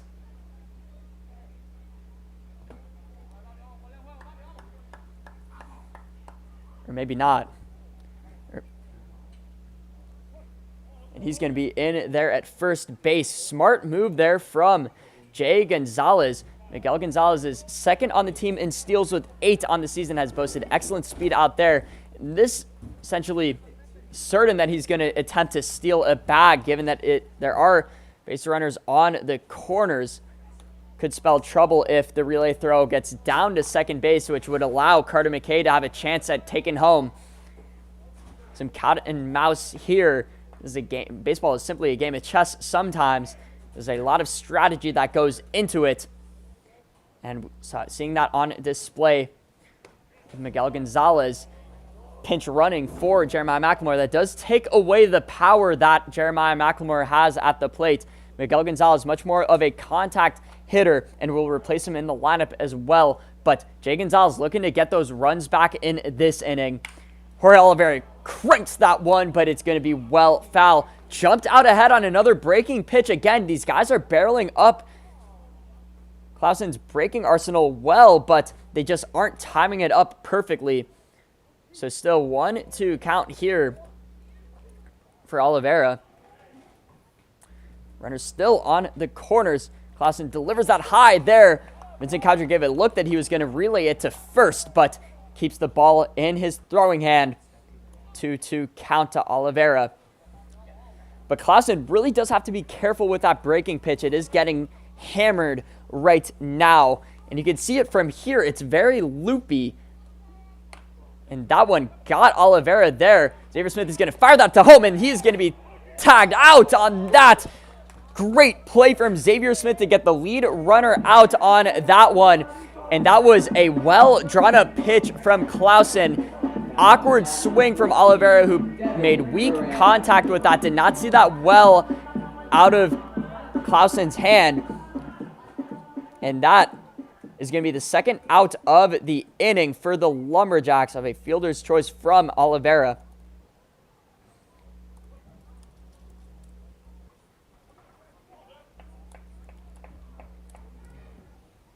Devin Moran now be the last hope in this inning for the Lumberjacks. Clausen puts that right down the plate.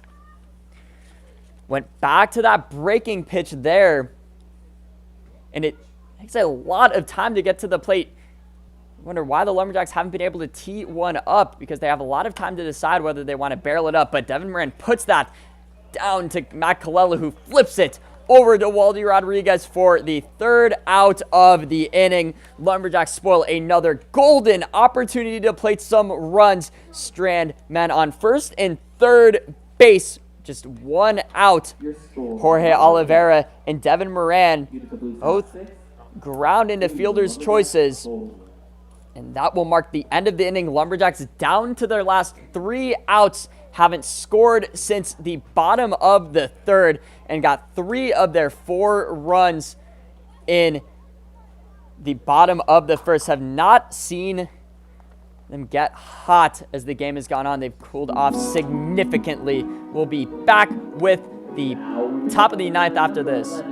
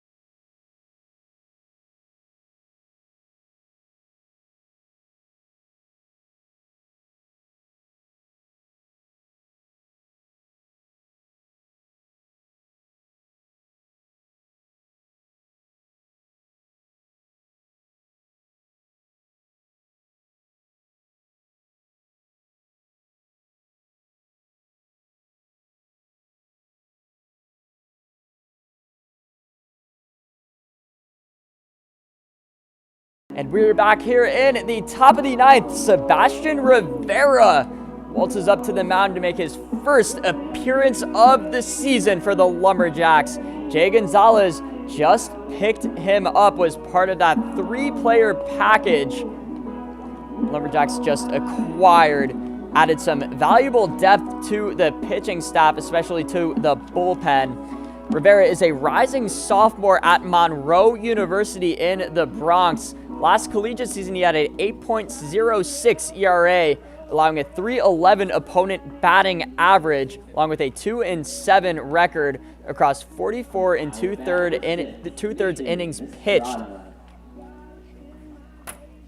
He is Guaynabo, Puerto Rico local, where he attended Leadership Christian Academy on the island.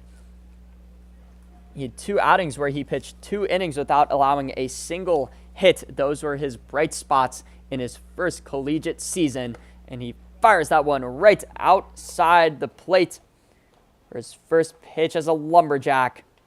And he is facing Nathan Estrada, rounding out the order for the Blue Sox. 1-0 count for Rivera. He gets him to bottom out on that, and that is driven right to Devin Moran. Gets another put out in center field. Rivera gets a quick first out, but that'll bring up the top of the Blue Sox order. RJ Tomei will waltz up to the plate.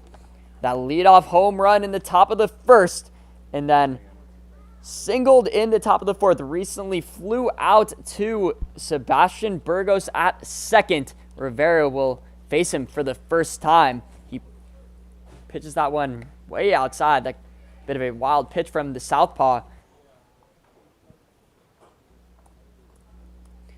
If you're Rivera, especially if you haven't pitched much since getting to the league, it can be hard to shake off that rust, especially when you're put into a game that has very big playoff implications in it. This is a high-pressure situation for the southpaw, and that could lead to some trouble. It would be impressive if he was able to get out of this inning, especially facing the top of this order, but he is looking sharp and polished right now. Fires that fastball right down the plate. Evens the count at 1. That is looking like his strongest pitch right now. It really flies out of his hand. He will look to challenge with that. RJ Tomei, again, behind on that fastball, so able to get his eyes on it and the bat on the pitch, but still didn't make good contact with it. Will Rivera go back to that fastball here in a payoff situation? Winds and delivers. Tomei again puts that foul. Second straight foul ball for right-handed slugger. And his first home run at Hanson Aggregates Field was actually to opposite field. He drove it off the barrel. Didn't pull it, but his home run tonight, it was very well pulled down to left field and ended up flying over the fence. Wasn't the deepest home run, but tracked just over it. 2-2 count for Rivera here. Puts that low and away. Lost control on some pitches. 2 in this count have gone to the backstop. And he has gone to that fastball frequently. Will he go back to it again in a full count situation? Again, we'll need to be careful against the powerful Tomei at the plate. And he just got a piece of that. Challenged him with the fastball. Put it in the zone, but Tomei able to find it at the last minute and get his barrel on it. But that ball, you're in the batter's box. It's right past you before you can even get a look at it. But still, Tomei with his third foul ball of the at-bat. And that one just outside for Rivera. Lets that one slip away from him. Got ahead in the count, but Tomei will walk on to first. Bringing up Jimmy Turchi to the plate. Turchi flew out to center field in his most recent at-bat, but he has also landed a double and has had some hard hit outs as well. Rivera delivers that, and it's flared into right center field, but Mason Rismondo able to get under it. These outfielders have been doing an excellent job of reading these fly balls out in the outfield. Mason Rismondo diagnosed where that ball was going to be almost immediately and got to his spot with plenty of time to spare. That'll bring Xavier Smith up, who had a single in his last at-bat. Recently snapped a 10-game hitting streak last night, was on an absolute tear prior to the Utica Blue Sox loss to the Sartee Stallions. Made the 2.5-hour trek all the way down to southern New York last night, and they have come to play in this game. Doesn't seem that they have been fatigued at all. That is a hefty bus ride to get down there, and that game went into extras with the Blue Sox suffering a devastating loss. The Sartees walked it off on a bases-loaded walk-off single and having to go all the way back home after that.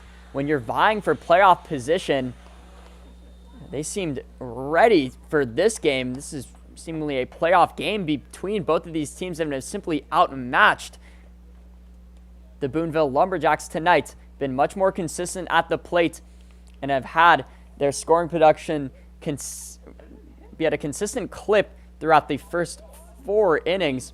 They plated a run in each of the first 4, and that is going to, it looks like it may have hit Xavier Smith, or the umpire called that there. A bit of a questionable call there from the home plate umpire, but that is going to walk Xavier Smith onto base despite Sebastian Rivera having a payoff count to work with. Connor Tapati pleading his case to the umpire, but he's going to get to first, and there'll be men on first and second with Ryan Ulysses now at the plate here for the Blue Sox. Takes a first pitch ball there. And Ulysses, he struck out in his last at-bat, his first of the night, but has also landed 2 hits, single in the top of the first and a double in the top of the third. And another very well-built man, very tall and strong figure. Again, he is using that to drive pitches. 5 doubles and 5 triples on the season. Gap-to-gap hitter for the Utica Blue Sox. That one gets put right down the plate. So 1-2 count. Sebastian Rivera will look to get his first strikeout with the Boonville Lumberjacks. The final out of the inning as well, but Ulysses has other plans. Flares it out to right field. Mason Rismondo corrals it, gets it into the infield, but not before RJ Tomei reaches home plate for the 3rd time tonight. And that brings the Utica Blue Sox lead to 3 to go up 7-4 in the top of the 9th. Ulysses stayed patient with that fastball, saw it through the zone, and got just enough on it to flare it to the outfield. Excellent hitting there, and that is Ulysses' 3rd hit of the night. Matt Colella will now step up here for the Blue Sox.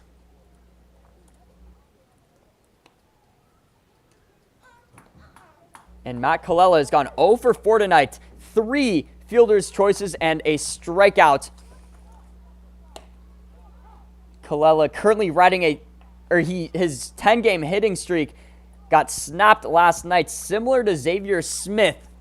This could be his 2nd straight hitless game, a rarity for the right-handed hitter who's been such an excellent contact piece for the Utica Blue Sox. And he is up in the count 2-1 here to Rivera. Rivera winds and delivers that, puts it on the ground right to Rivera, who jumps out on it and fires it over to Carter McKay, takes his time with it. That is going to be the 3rd out of the inning. Rivera works out of a bit of a jam, but Ryan Ulysses plates another with a single. RJ Tomei rounds for home. The Utica Blue Sox go up 7-4, heading in to the bottom of the ninth. Lumberjacks down to their last 3 outs. And they're looking to stop their losing streak from extending to 7 games. We'll be back with that.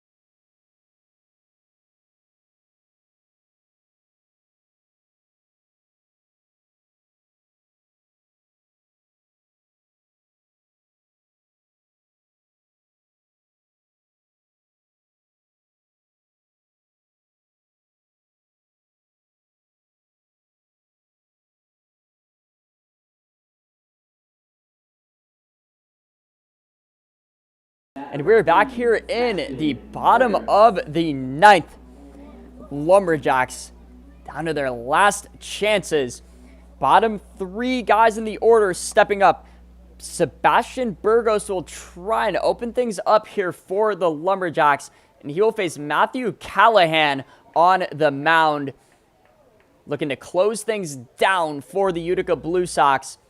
It's a 6.59 ERA this season and 13 2/3 innings pitched, along with 10 strikeouts. Put that one way high and in on Burgos, looking to get him away from the plate. May have been crouching it a little bit, or crowding it a bit. But that is going to call for a brief mound visit. That was scary pitch there from Callahan. Callahan, freshman at St. Thomas Aquinas, Kings Park, New York local. He will be going into his sophomore season, just finished his freshman year. He's number 77th ranked right-handed pitcher in New York. He's yet to record a save this season. This is a high leverage position for the right-handed pitcher to be in. The Utica Blue Sox have a plethora of pitching on their roster. Like to plug guys into different situations to give them some experience. Started the season with about 25 pitchers on their roster. Callahan puts that right past Burgos on that heater there. Got him to swing at that. Evens the count at 1 apiece. And the Utica Blue Sox, if they are able to get this win here, it'd be their 4th straight against the Lumberjacks. That one gets put just outside to Burgos. Good choice to lay off that one. Sebastian Burgos, despite racking up a good amount of strikeouts, has drawn 17 walks this season, so has a good eye, just hasn't been able to make quality contact at times. That one gets past there. The Lumberjacks lineup saying that it hit him, but that is going to bring the count to a hitter's one. So 3-1 to Burgos. Burgos had a single in the bottom of the 4th and struck out in his 2 other at-bats. Looking for a different outcome with Callahan. Can be hard as a hitter when you're seeing a pitcher for the first time.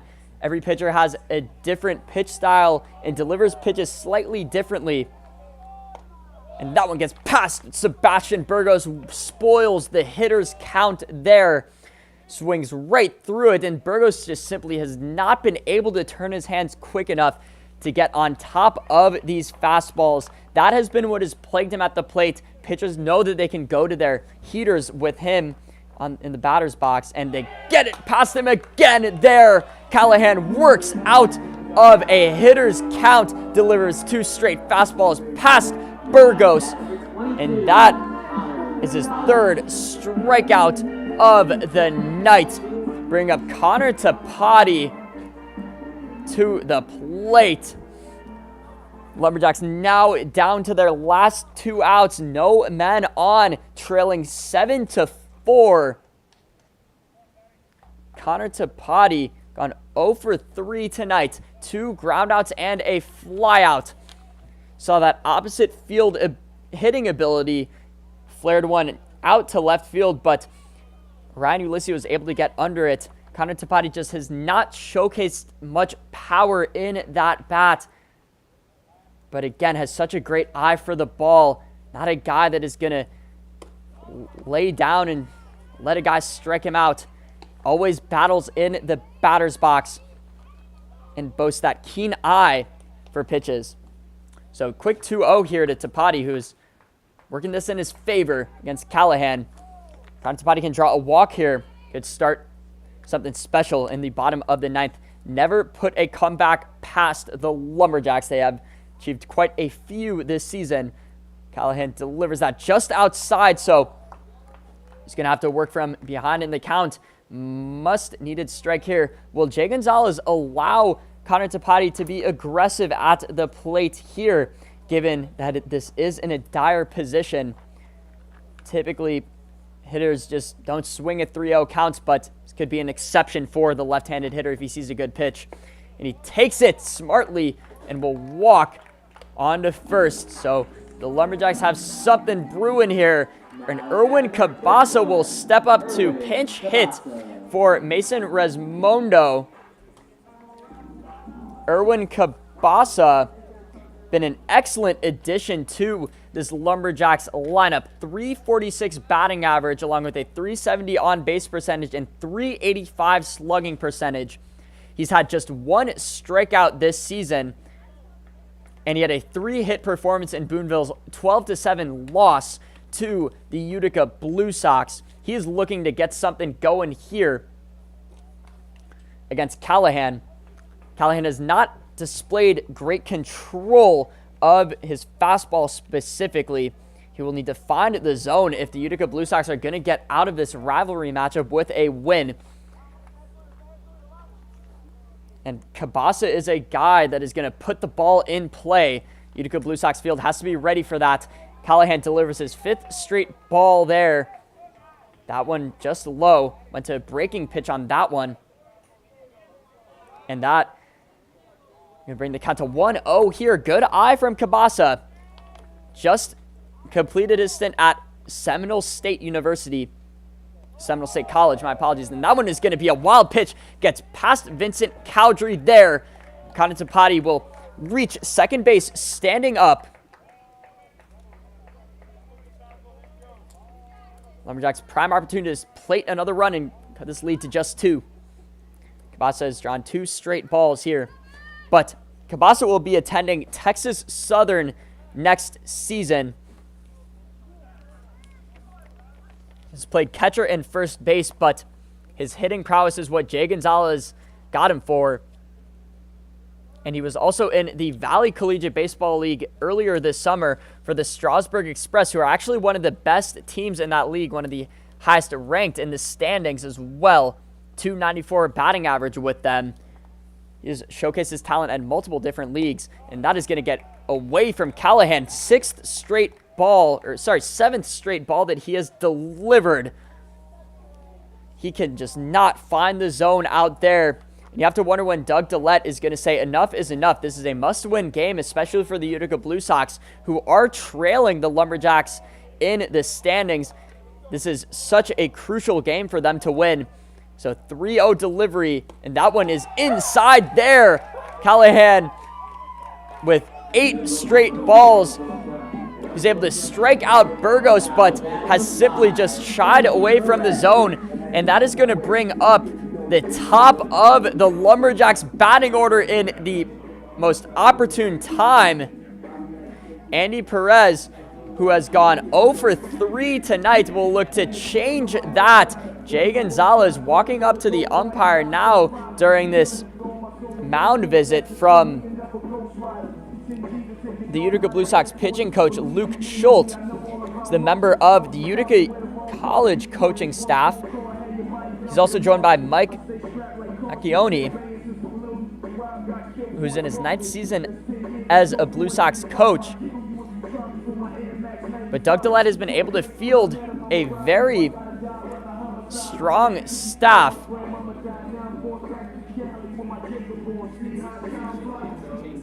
And he's in his 5th season as the Blue Sox head coach, where he's posted a 183, 134, and 1 record compared to Jay Gonzalez, who is in his debut season for the Lumberjacks.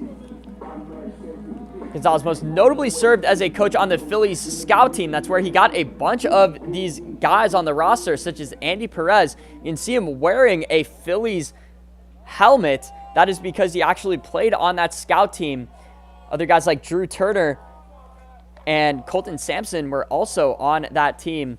Colton Sampson had 10 strikeouts last night, but was unable to secure the victory for the Lumberjacks. And that is going to be low there. So 9th straight ball for Callahan.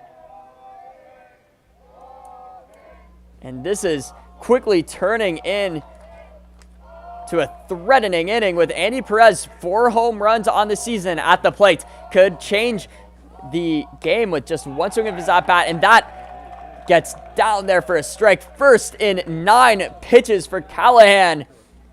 So 1-1 count to Perez. He is not going to strike out in this situation. Too quality of a hitter. He will look to tee up Callahan's pitch, and that gets put down for a low strike there, but caused uproar in the Boonville Lumberjacks dugout. Thought that was a surefire ball too, but the umpire does not give him the call. So 1-2 count here for Callahan with a payoff pitch to use. Looks down at Tapati, and Perez puts it into play right at Xavier Smith, who fires it over to second. Waldy Rodriguez unable to get that in time. Andy Perez able to beat out that relay throw to first, but that is still going to be the 2nd out of the inning for the Lumberjacks, who are down to their last one here with Chase Triplett stepping up to the plate. No better batter to be up than him, as he posted some serious pop in that bat this season. He's gone 2 for 4 tonight with 2 singles to his pull side. And he is looking to drive all 3 of these guys home. Callahan puts up one in the dirt, and that is going to get away from Cowdrey. The Lumberjacks cut into this lead. Connor Tapati sprints to home. 7-5 Blue Sox, with the Lumberjacks just 1 hit away from tying this game. Andy Perez moves to second. Callahan continues to struggle here.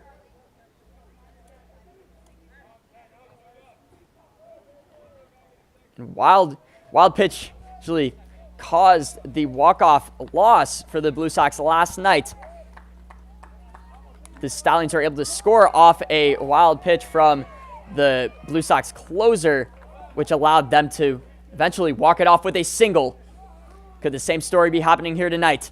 And that one gets fired right on the outside part of the zone for strike 1 to Triplett, evening the count at 1 apiece. Triplett, he can really alter the outcome of this game with just 1 swing. Callahan looks back and nearly got him to swing through that, and he says he didn't go, held up his check swing on that. Great hand strength there from the left-handed hitter. Triplett pulled it back just in time. He was beat by the Callahan's pitch, but was able to stop himself from rounding his swing, and that gets fired right on the inside part of the zone. Quality pitch there from Callahan, who's starting to pitch with some more confidence, and the Lumberjacks are down to their last strike. Callahan, triplet. Battle of the duels out here. Callahan sets, looks back at the leading Andy Perez, and fires the pitch. Puts that one into play. Xavier Smith fields that cleanly and relays it to first for the final out of the game. Callahan able to work through some struggles on the mound, and the Utica Blue Sox achieve their 4th straight win against the Boonville Lumberjacks, moving to 16-16-1. The Lumberjacks fall to 17-17-1 and have lost their 7th straight. Been in a free fall in the past 7 games. This team has not looked anything like they were advertised to be at the start of the season, dropping another contest, and they are running out of time to secure a playoff spot. This shakes things up for both of these teams, with the Utica Blue Sox now moving into that final playoff spot, taking it from the Boonville Lumberjacks. And the final game of the season will be between these two squads here at Hanson Aggregates Field, which will likely decide who advances to the playoffs and who doesn't. But for now, Lumberjacks continue their slump as a team and will play their next contest on Monday against the Sartee Stallions. They'll have an off day tomorrow to stomach this soul-crushing defeat. And this is Grant Walters on the call, signing off. Have a great night, y'all.